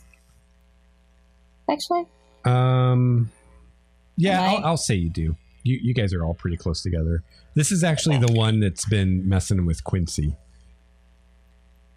Thank you. Okay. Does it have a 10? Nope. You see? Nope. Yeah, okay, that didn't help much. Well, your 2 wolves are next, so... Yeah. So that'll be the end of my turn, and my wolfy wolves will go. They're going to attack the same one? Yeah. Okay. We're all swarming. Like a wolf pack does to a deer. That's a 19 to hit. That is a hit. I bet that giant elk must be nervous. Yeah. Okay, well, actually, I'm going to go for the... Okay. Marcos is cheering you guys on from the top of the Yeah. Why are you still up there? You've just been sitting there the entire time. He says, oh, you guys are doing marvelous. Right. Okay. That is 8 damage. Okay. And, again, strength saving throw. Okay. It rolls a 14. Yeah, it succeeds. Okay.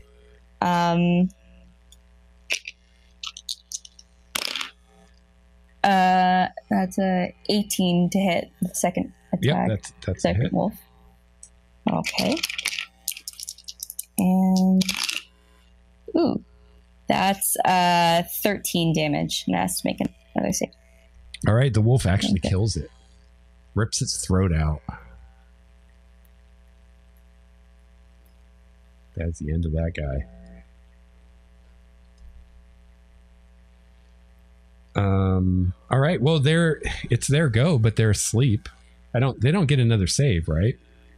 For that fear? Not unless someone uses their action to wake them up. Okay. Probably. So right? Then it goes to Quincy. So there are 2 left. They're asleep. Magically asleep. What do you want to do, Quincy?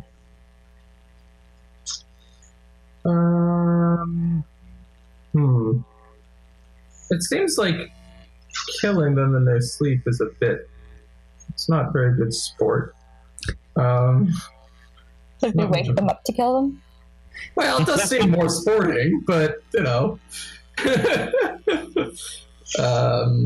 can we tie them up? Would that wake them up? I don't think that would wake them up, no. All right. Let's tie them up. Okay.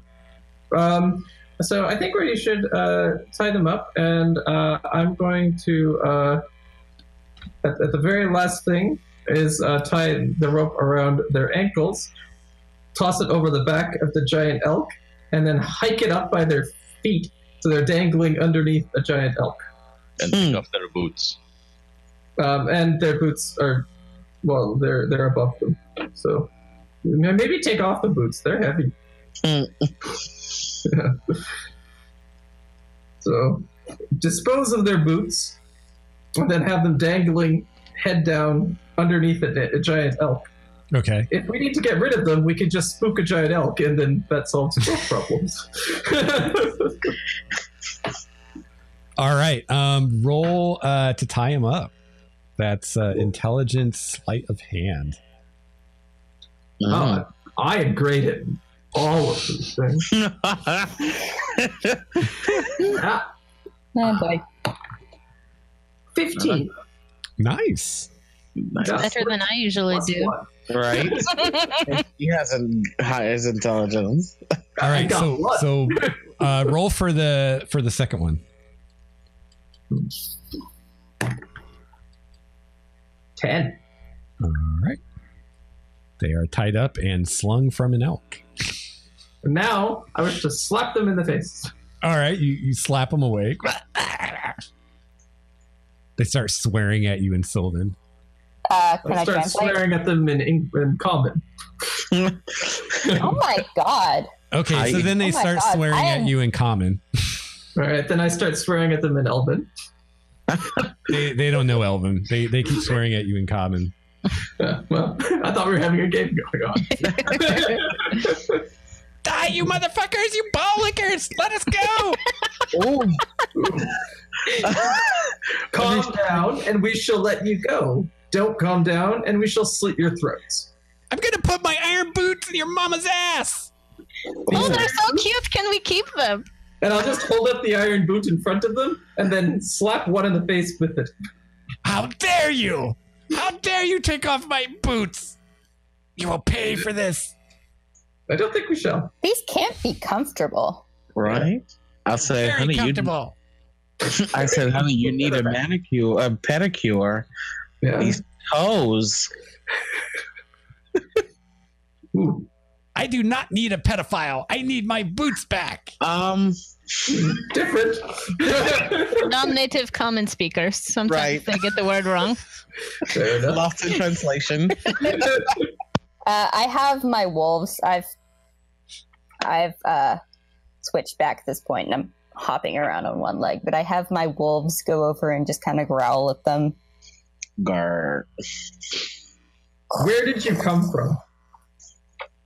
I came from your mama's ass. Oh. How did I know that was coming? So you're saying you're shit? Because I think Your mama's ass is so huge. Our whole village is in there. That's a good one. I like that one. Yeah, I thought so.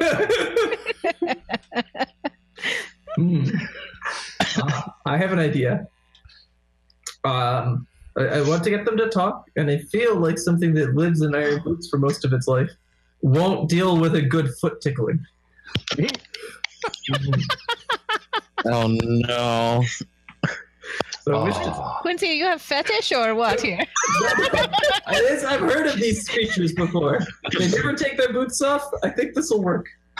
Hey, Quincy. I have an idea. All right, fine. Is it better than tickling? Well, that would be fun to watch. And while you do that, I can cast Zone of Truth. Oh. Okay. While you tickle them, maybe. But I don't know if it's tickling and beat it then. All You right. should let us go. Why? You should let the maker go too. How dare you tie him up? He's too good for you.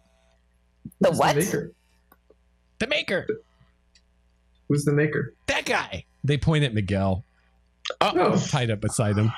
All What is he- of the shits. What does he make? He makes us. And those like us. With his wonderful acts of goodness and creation. Excuse me? Yes. Wait, what? He makes the blood flow, the beautiful blood. He makes it flow, and we dance in the blood. It's so great. I told you not to take that fucker's gag off. God damn it. Let the maker go. He's holy. He's better than all of you, you little shits. I put my foot in your mother's ass 5 times. Right. Very specific. Well, thank God it wasn't 6. Mine. Yeah, that's the limit. 5 is fine. I did it I might have 6 done something times, the about other it. one says.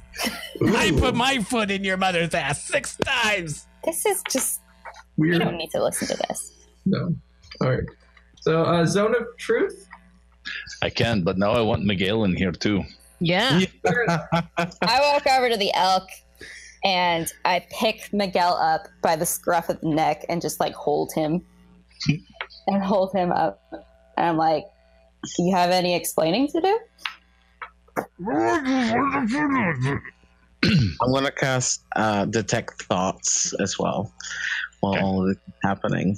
So okay, and like just take off his. Just pull it down. Yeah. I'm still holding him though, because just like so he can speak. All right. I don't know what these things are talking about. He says. I cast Zone of Truth. All right. So I can read. What is it? I can initially learn the surface thoughts of the creature. What is most on its mind at that moment? So I'd like to target him. Okay. While he's speaking and saying this. Yeah, he's basically thinking that he doesn't know what these things are. He's never seen anything like them before. Okay. And everybody needs to make a charisma save versus the Zone of Truth. DC 14. Oh man. For all of us, not gonna go well. Liars. Hey, I rolled a natural 20.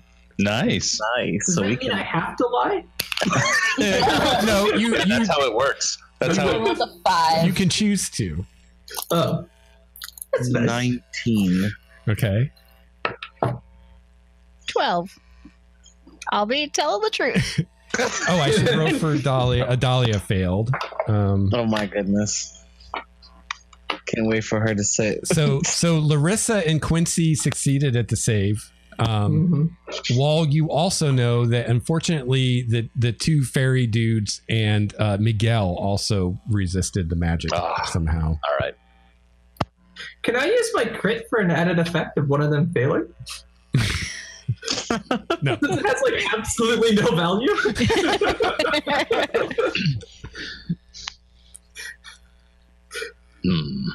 But yeah, Larissa, you can tell from Miguel's thoughts that he truly has no idea what these things are.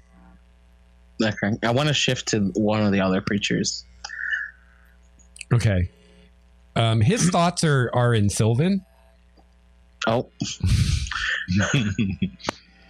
You do get some images, and they're very disturbing and involve murder and death. Okay. And you and your friends, like he's imagining killing you in various ways. Could she speak the Sylvan out loud that she hears, and then I can translate? Yeah, that probably wouldn't work very well. Damn it! It was worth a try. I'll actually turn to Miguel and then probe further. So he needs to give me a wisdom saving throw. Okay. Let's see. Oh, wow, he rolled a 17. I just rolled really well. Well, I gain no more. The spell ends and he knows I've been prying into his brain. He gives you a dirty look. He says, you could just ask what you want to know. Instead of digging around inside my head. But no, none of you want to talk to me. You're too good to talk to me.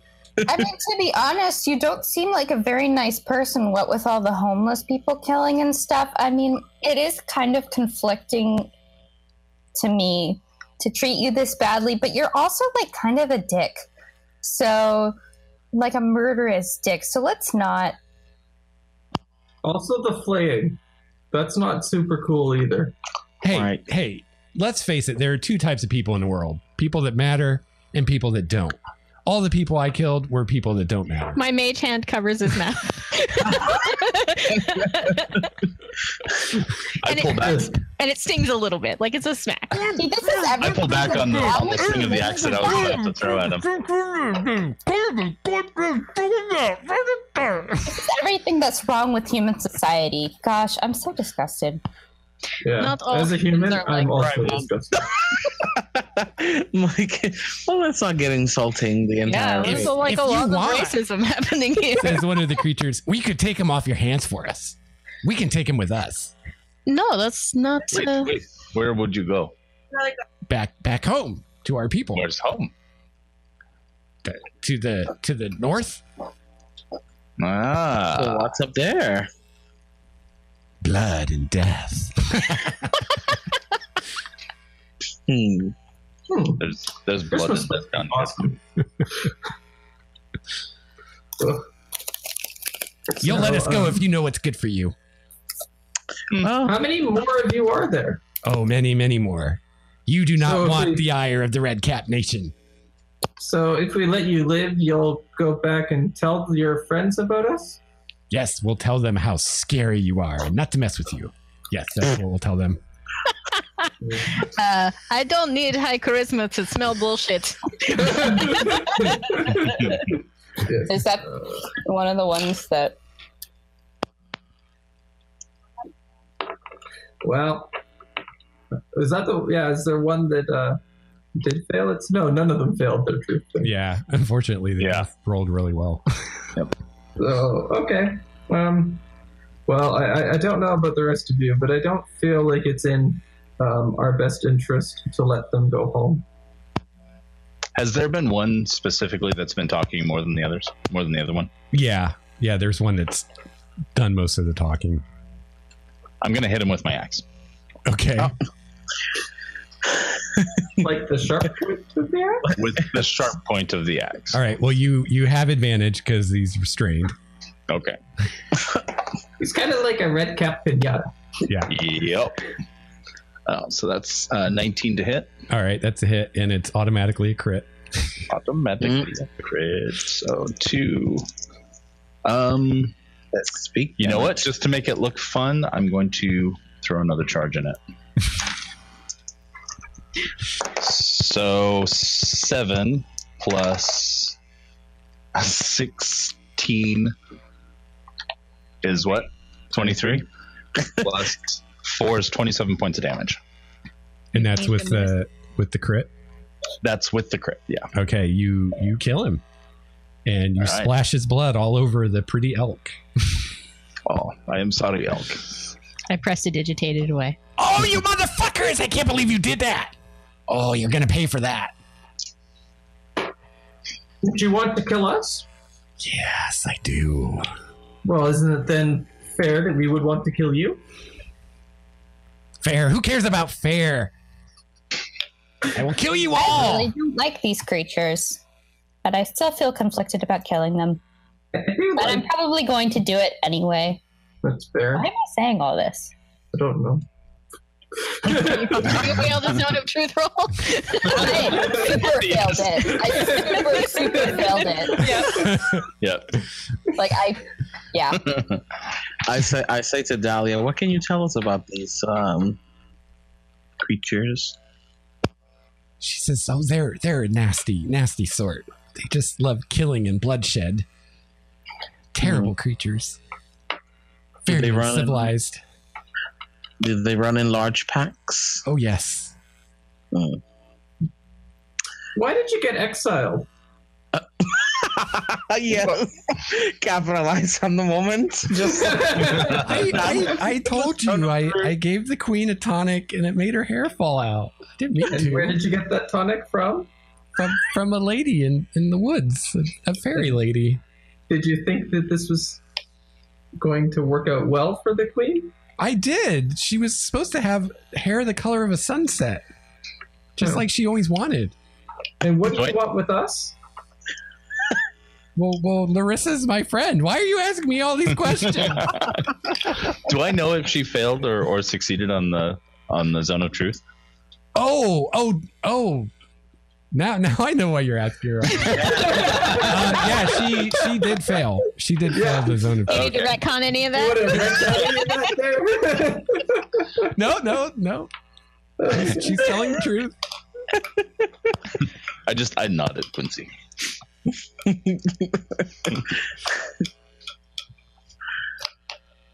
Well, what are we going to do with him? Well, I think we'll just do this. I'm going to take a dagger out, and I'm just going to plunge it into his throat. Oh, okay. I cover Dahlia's eyes. Oh gosh. Damn, Quincy, you gangsta. All right, you slit his throat. Kill him. All right. I guess I didn't need to really roll for that. You can if you want to, but all right. Well, I rolled a natural 19, so all right. and you get a critical hit. So you double all the dice. It's like, how do you miss slitting a throat, though? Yeah. Ask Miguel. He had a few tries. Well, he is squirming. He is squirming as much as he can. But. Right. I realize that I don't actually have a dagger, so I will hit him with something different. Your shovel? A shovel? Yeah. So I'm gonna bash his head in with a shovel? Like this sort of sharp edge of the shovel and just okay, there you go. Ram it into his to try to. Oh wow, that's even more gruesome. Yeah. Pop his head off with a shovel. All right, so that's awesome. With my critical roll, I did 5 points of damage. You just had to roll for it. Yeah. Yeah, you smash his throat and he chokes to death on his own blood. That wasn't as... I'm sorry, I meant for that to be cleaner. I give him a dagger. You give the fairy guy a dagger? No. Oh. I just sort of look at it with this 5 seconds ago, this would have been quite useful. Well, I didn't know. I thought maybe you were going to carry the other guy. And I'll just put the thing out of its misery. There. I had no idea you were going to try to kill someone with a shovel. I sort of didn't realize what I was doing in the moment. I was caught up in the moment.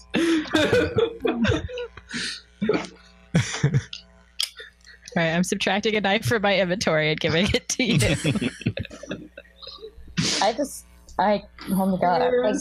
You have really small feet. Like, I know humans just generally have small feet, but yours are really small and it's kind of weird.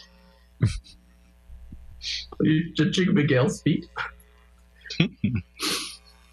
Yeah. Fair enough. Foot shaming? Yeah. Human foot shaming at that. Wow. There is some weird foot shit going on here. I don't understand. So Craig, just to make sure I didn't lead you guys astray, what exactly did you ask Dahlia again? How did she get? Why was she exiled? Did she think that it was going to be good for the queen? Where did she get everything from? And what are her motives for being here with us? Okay. So the last one, I guess, because of the zone of truth, she would have said a little bit more than just Larissa's her friend. Trying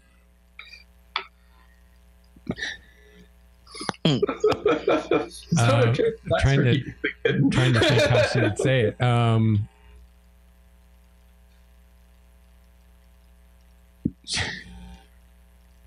Damn you and your magic!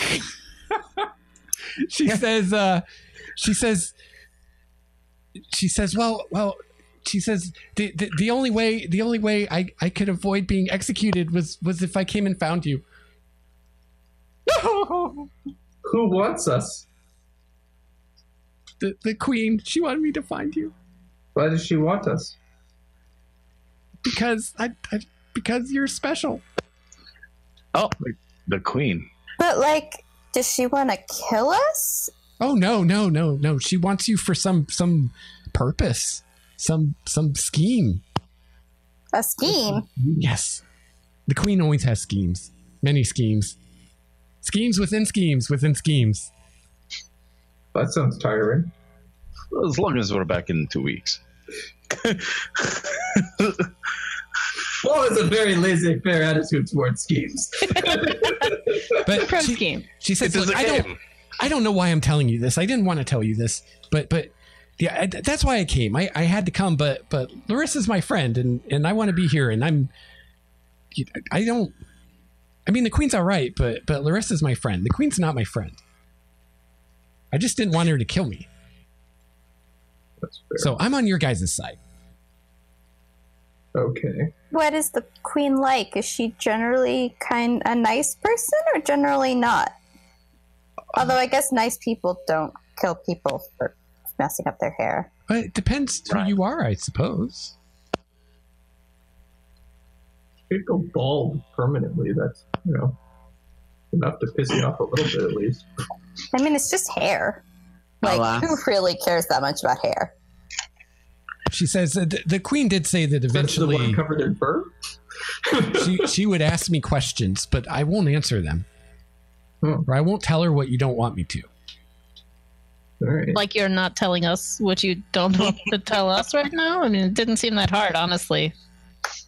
Well, I don't know why I'm telling you all this stuff. Why am I telling you this stuff? I'm not supposed to tell you any of this. I'm sorry, Sprite. That is me.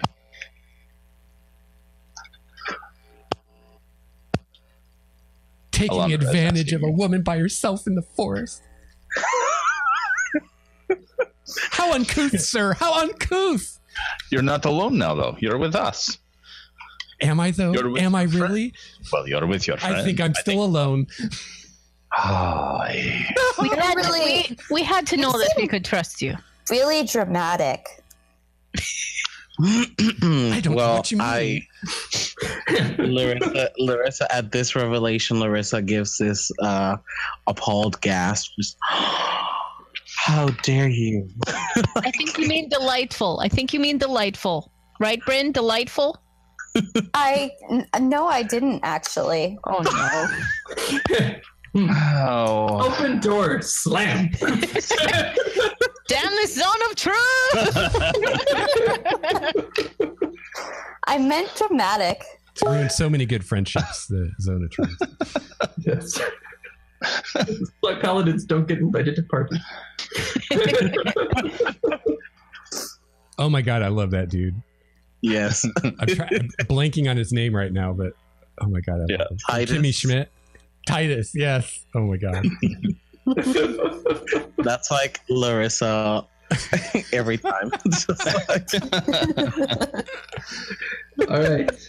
Well, I'm gonna untie the rope, dump two red caps onto the ground.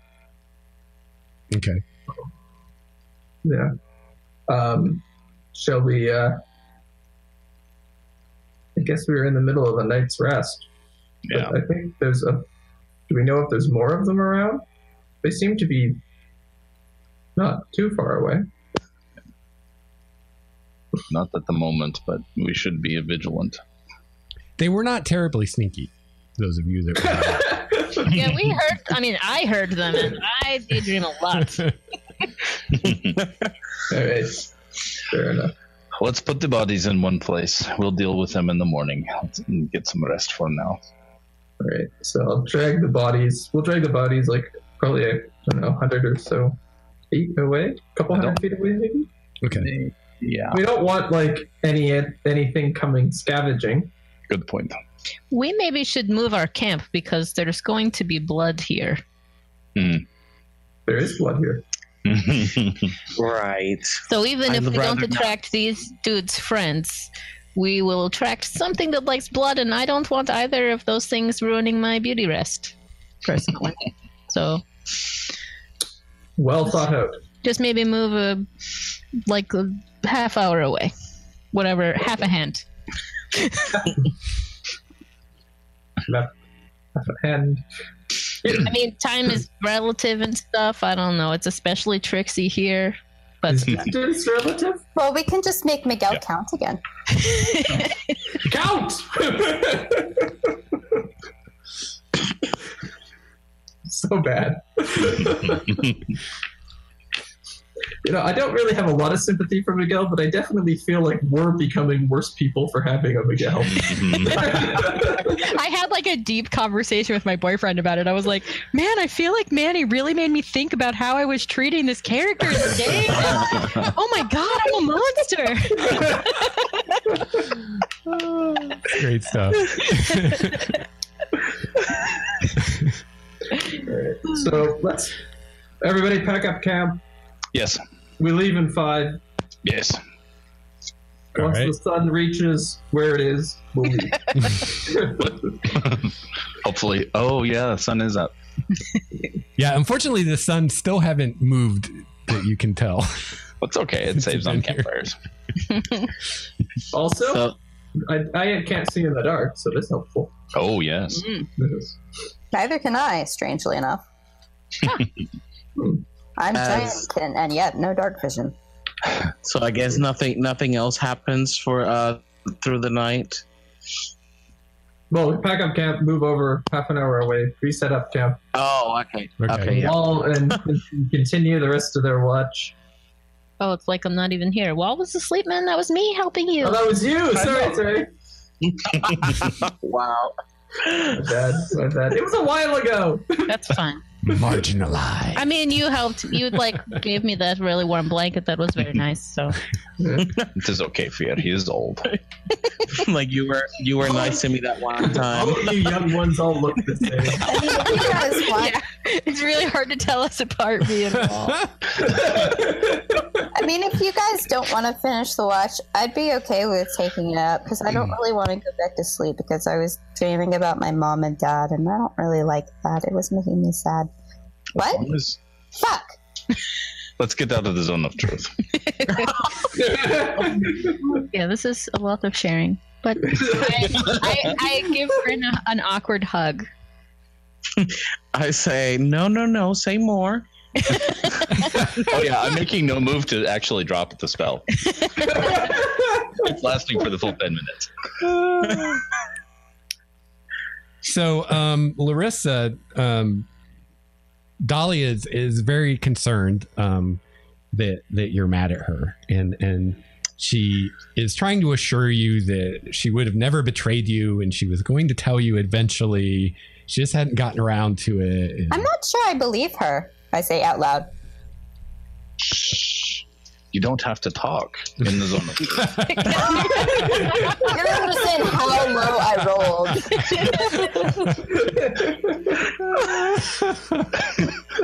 I like Okay. cast the spell is giving tips.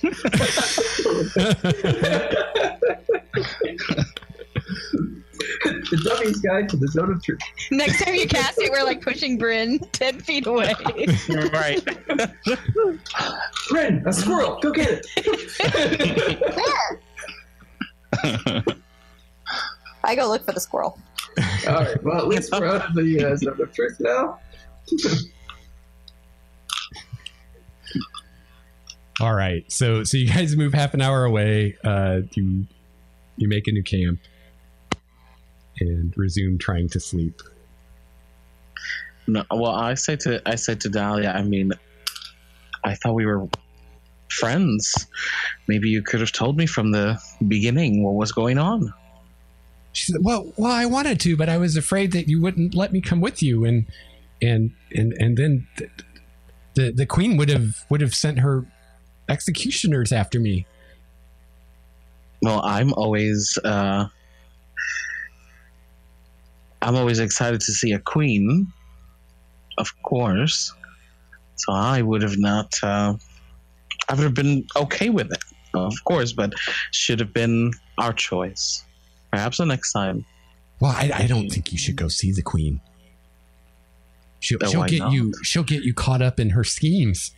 She'll try to find us one way or another. Yes, well, that's true. I think we'll be safe in the sanctum, though.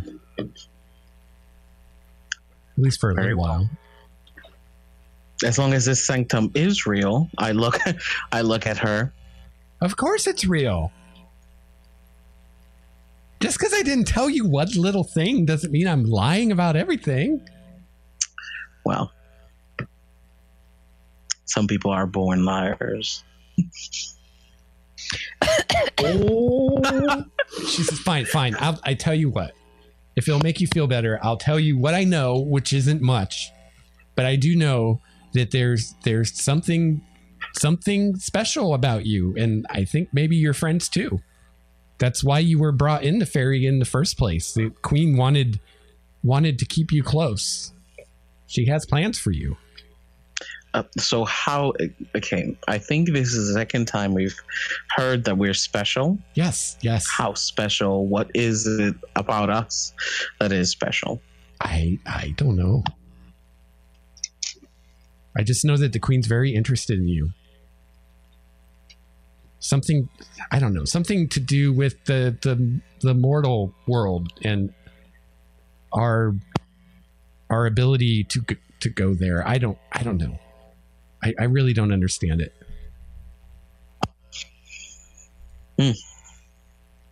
Well, I need my rest.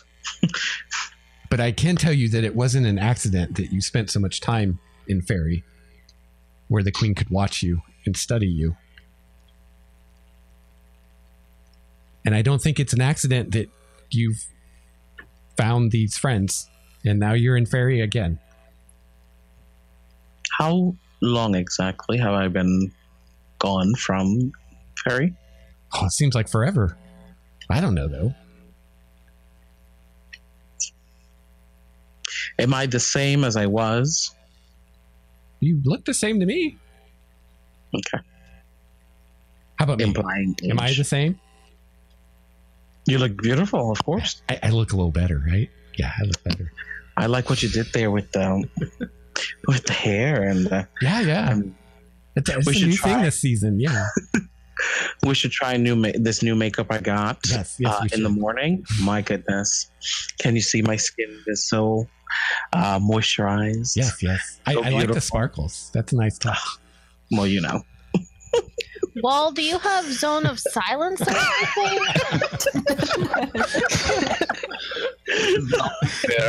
Wait till morning.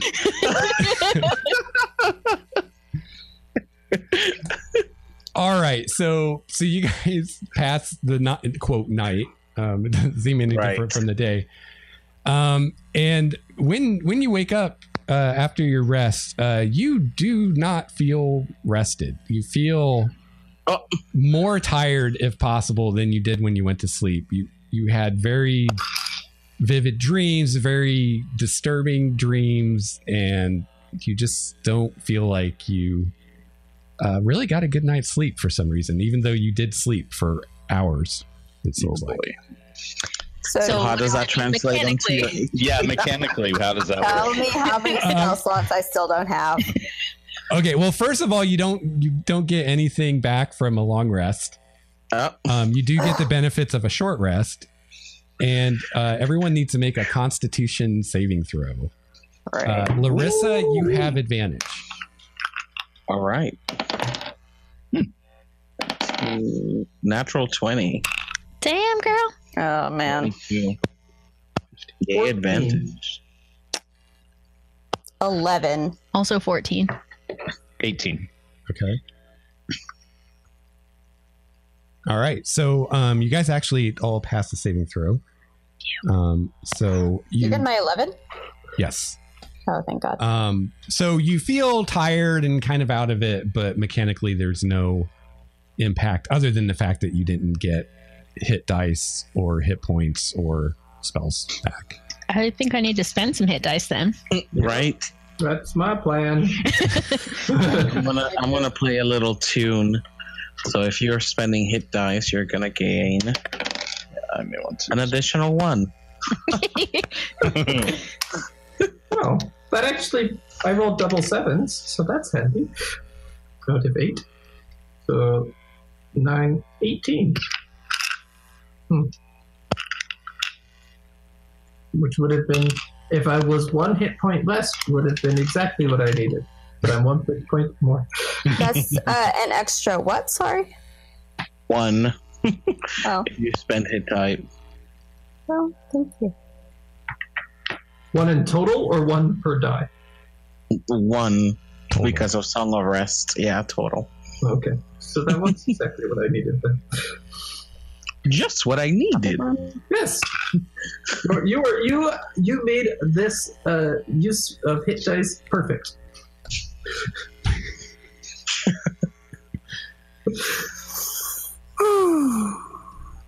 And I have to roll for my charges. And I've got like bags under my eyes. I'm like, oh yeah, and also your makeup is runny. Your magic items don't recharge as well.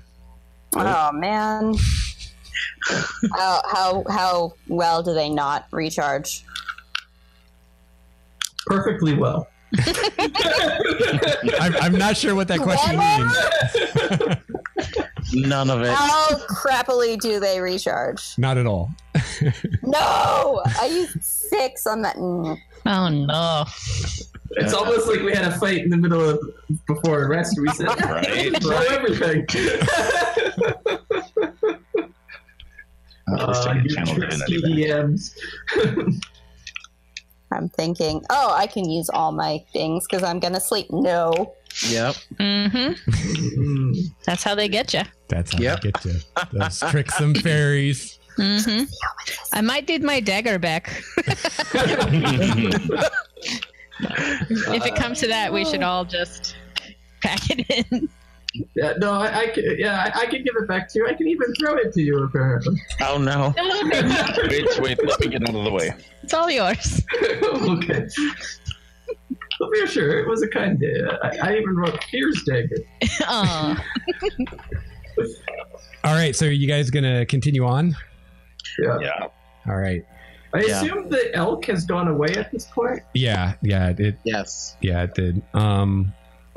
Actually, no, we'll say the elk is still there because that goes away at dawn, right? Yes. And dawn basically hasn't happened, which is why your items didn't recharge. So I guess there's one good side to it. The elk is still here. Yikes.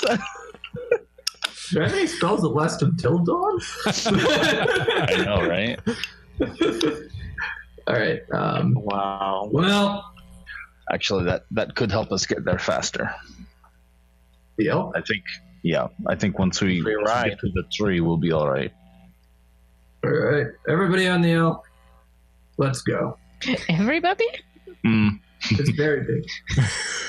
I can cast levitate and just hook a rope to it. I think we decided that 4 of the normal sized people could ride the elk at one time. Fair enough. And then, Dahlia obviously can because she's tiny. Or we can tie a rope to Miguel and just have the elk drag him back. Nope. Terrible people. Terrible people. All right. Kidding. 3 of you on there, plus a Miguel, because he slows us down. The rest walk. Yes. Fast pace. This time, I think yes. All right. So you guys don't travel. It doesn't seem that long at all. And you sense another kind of subtle change to the forest around you as you continue on. I have to look something up real quick. Here we go.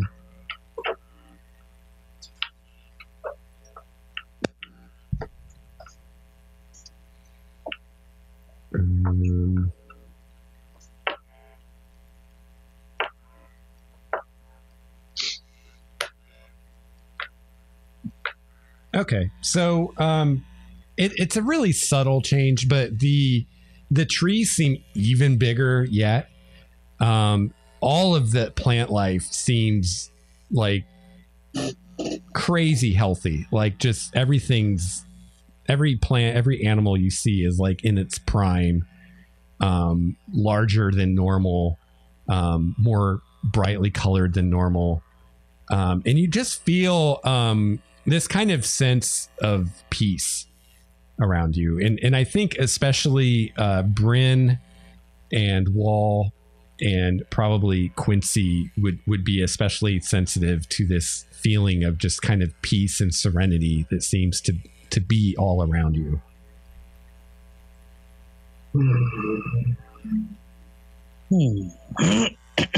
But you all feel it to some degree. It's really relaxing. Mm-hmm. I don't know if we're any closer, but I'm fine now. I'll just sort of look to Bird and say, I think I feel Our Lady here stronger than anywhere else. I've been feeling it too, for sure. I wonder if she could help us get to where we're going. Well, at least help us sleep. That would be nice. Well, she does not help those who do not help themselves. That she does not. So you guys wander this forest for what seems like hours. Eventually you get tired, you camp again, you try to sleep again. It's the same thing as before. You're able to sleep, but for some reason you're just not getting the rest that's necessary. I'll say, since Fear is kind of the scholar, Fear, you've read a little bit about Faerie, and you've read some speculation, and just experiencing it yourself, you think that something about this place is messing with your ability to actually have dreams.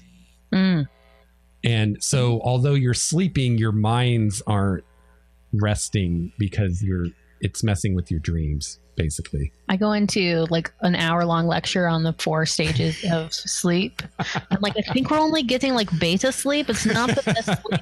Like, and just like that, Wall is out. There are different types of sleep. Yeah. It's a whole thing. Anyway, dreams are pretty important, I think. All the leading neurologists think so.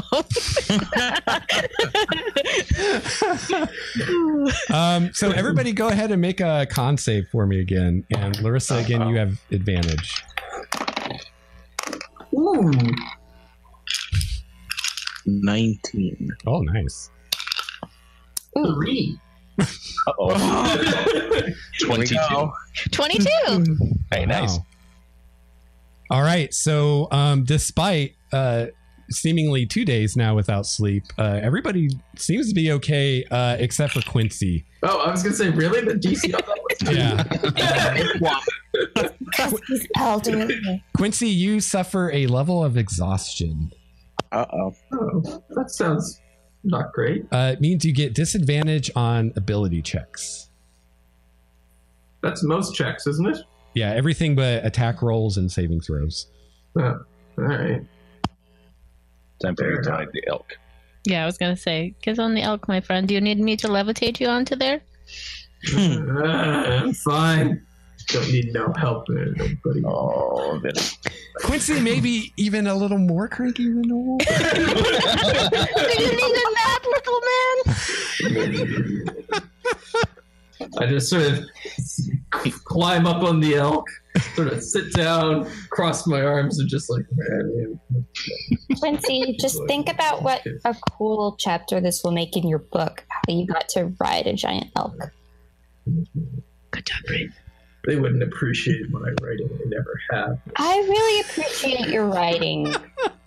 Really? There's only 4 people that bought my last textbook.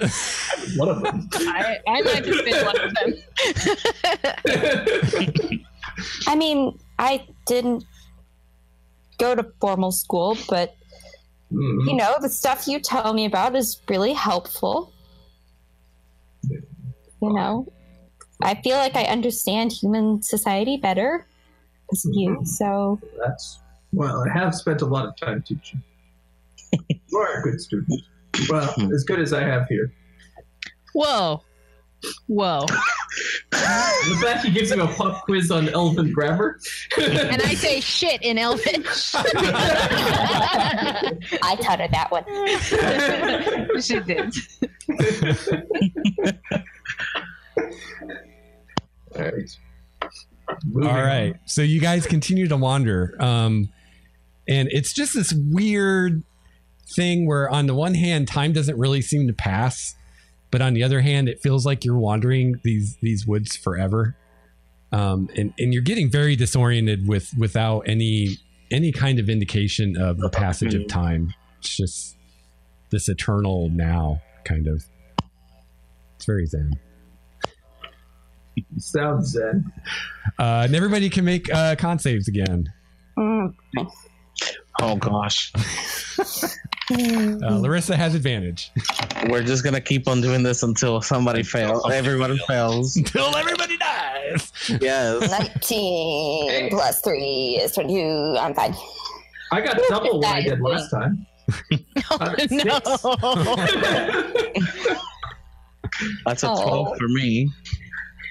17. All right. I see into the future. More exhaustion. Wall, what did you get? 7. No. No. All right. Little dudes on the horse. So this time, Quincy, Larissa, and Wall are all feeling it. You all gain a level of exhaustion, which means Quincy's at 2. Oh, which is speed is halved. Yeah, thank God he's riding him out right now. You're a doddering old man now. Guys, let's stop for a second. Stopping's not going to help us. But something's got to give here. I mean, look at Quincy. We are going to give. He's aged like 10 years. Yeah, he was old already.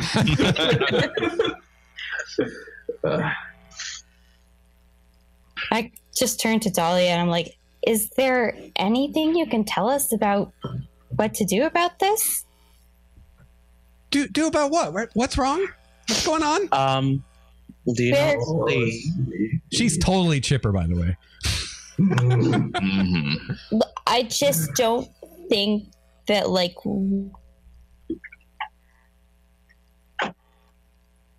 you do. I lost you, Phoebe. Sorry. Yeah. Oh, I just think we just don't have the same amount of pep that you do. I'm very peppy. It's been said. I say to her, darling, we're not getting any rest. Oh no! Why? I saw you guys sleeping. You were sleeping a long time. Yeah, but it's not helping. It's not helping. I think we all are having awful dreams. I mean, it's something's wrong with them. Oh yes, of course, silly me. I forgot. Yes. I've heard of this. This happens when mortals come into our realm. Yes. It's a thing. Yeah. Oh. All right then. You are very nice ago. So, like, what do you do about it? Oh well, when we get to the tree, you can sleep under the tree. Yeah. And how far are we? I know it. From said tree. Well, I don't know. We're in the sanctum now. So as soon as we find Destriel, he can take us to the tree. How do we find Destriel? Well, we're in his realm now, so it's really when he wants to find us. We won't find him unless he wants us to. Oh my goodness! How does one summon him? Oh, I don't know. I don't know if that's the right word. The right word to use. Call him an audience? Yes. There you are. I'm tempted to levitate and use prestidigitation to make like a sky fireworks display. Right. Like, why didn't I bring Skyrite? I never bring Skyrite. I have no reason to usually bring Skyrite.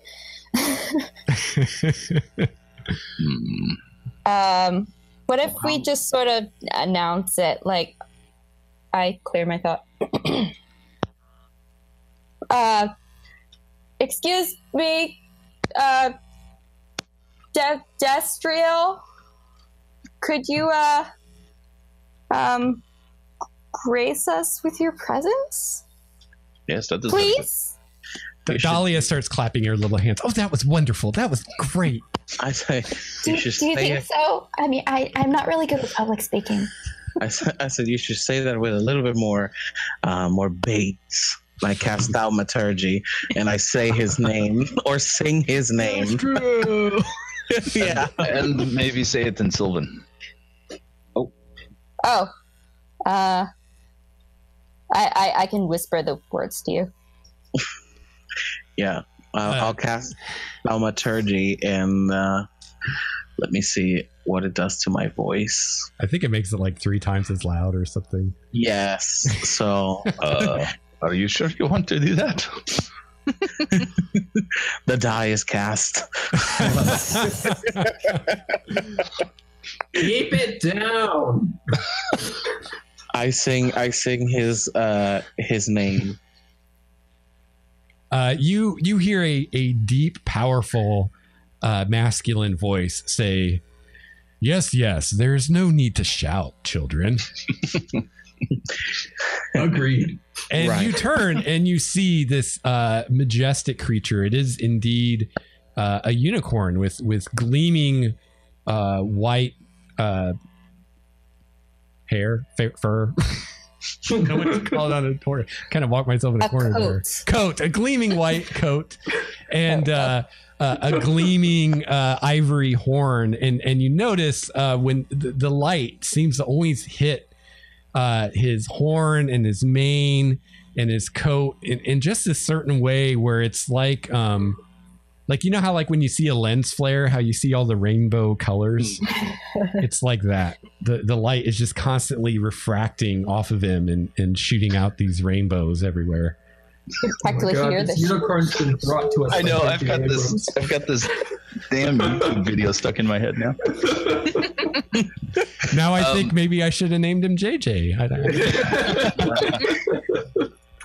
Wall pulls his shield out and lets it come into his hand, like it normally does, and then he drops to a knee and bows. Oh, thank you. There's no need for that, though. Larissa is in complete awe. Just I was gonna say I'm gobsmacked, just like they're real. Me too. Like he says, "Welcome to my sanctum. I've been expecting you." Could have made yourself a little alone a little while ago. So shiny. He says, yes, I could have, my friend, but I like to observe visitors to my realm before I make my introductions. You seem like a good sort, though. I like to think that we're good. Don't mind Quincy. He needs a nap. Or like 6 naps. Yes. I'm sure you all do. If you come with me, I can take you to the tree and the object of your quest, and you can also take a nap there. It is quite peaceful. Tyler, you know about our quest? I do. Many here in Faerie do. That is... My goodness. We're not 100% on our quest, if I remember correctly. That is what I was thinking, yes. We were just gonna go and what is our quest exactly? I would like to know more about this quest. We were like, the tree could give the village protection? Or that was it. We were going to find something about the tree, maybe bring back a protective acorn. Tree. Yes. Right. Okay, good. I'm glad that I wasn't the only one having this moment of I feel like I should have remembered our quest that we were on. Right. We're out here for a reason. Yeah, no, that was definitely, we need to find the tree. I don't know why, but we need to find it. Tree. Yeah, we didn't know what it would do, but we're headed to the tree to see if it'll. We knew there were 2 trees. One was nice, one was mean. You're all sleep deprived. Exactly. Exhaustion in the presence of a unicorn. Like, shit's getting weird. Yeah. So he's leading you through the forest, and you notice that the plants actually move out of his way. So it's like you're walking down this garden path, basically. Even the plants. This is so cool.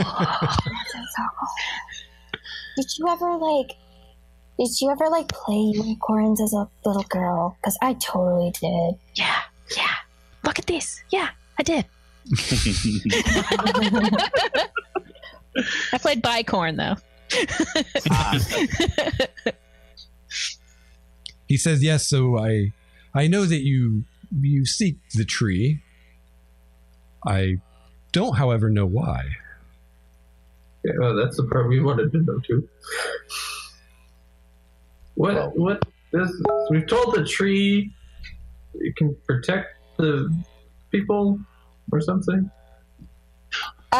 So it was that we were told that this tree protected people, protected everything that was around it, and that we were told it might be able to help us to protect the village.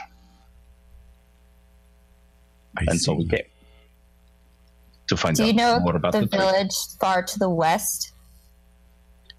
Yes, I know of it. It is the closest place where humans live to my realm. Yeah, well, they've been dealing with a lot of, demon attacks? Yeah. And unfortunately, I think they got into they made a bad deal with like a witch or something. Ah. They needed to survive, so they made a deal with them for protection, but it's starting to make a dent on the detrimental, having a detrimental effect on the village. She requires 2 villagers per year, every 6 months.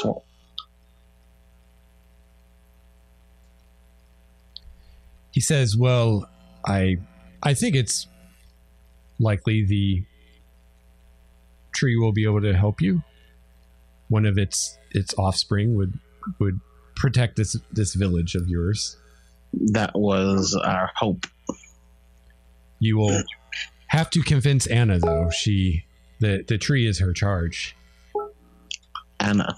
What is Anna? Anna is what she calls herself these days. She is a dryad that guards the tree. She's a reasonable sort, though. I think you should be able to make a deal with her. Deals. Always find ourselves coming around to deals in these places. It's kind of a fairy trademark, though, let's be honest. Right. We expected some dealing to be done. Yeah. And I'll say, what can you tell us about the queen? Do you know anything of her? I know some. I try to avoid the court as much as I can. I do know that she has many schemes, and I do know that she has taken an interest in the group of you. Right. And why is that, do you think? He kind of gives you this knowing smile, and he says, but that would be telling. Right, well, we would like for you to tell us.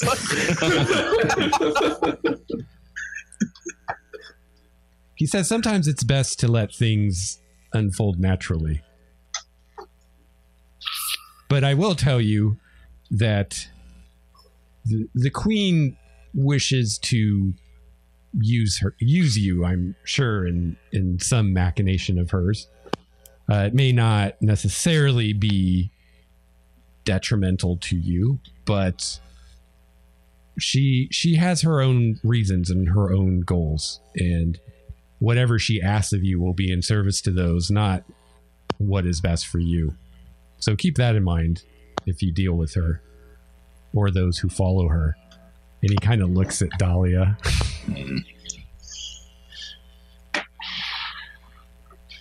Dahlia just starts crying. She's like, oh. Do you think she would know if there were any furbolgs in there? Oh, she probably would. Her domain is quite large. Would you know?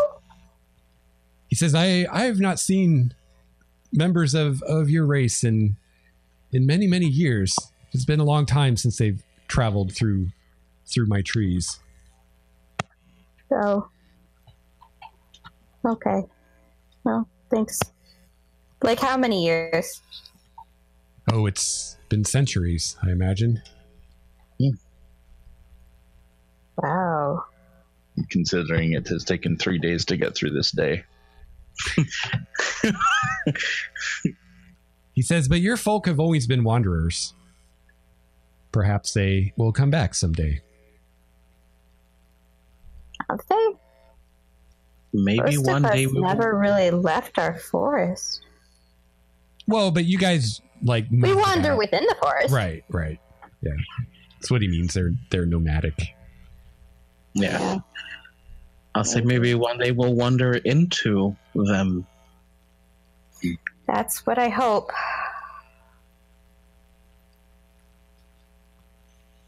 All right. So he leads you. It feels like maybe an hour or so. It's not terribly long. And ultimately, you reach a large clearing. Seems perfectly circular, with windswept grasses within it, and all around the perimeter of this clearing are large oak trees in this perfect circle, marking this kind of boundary.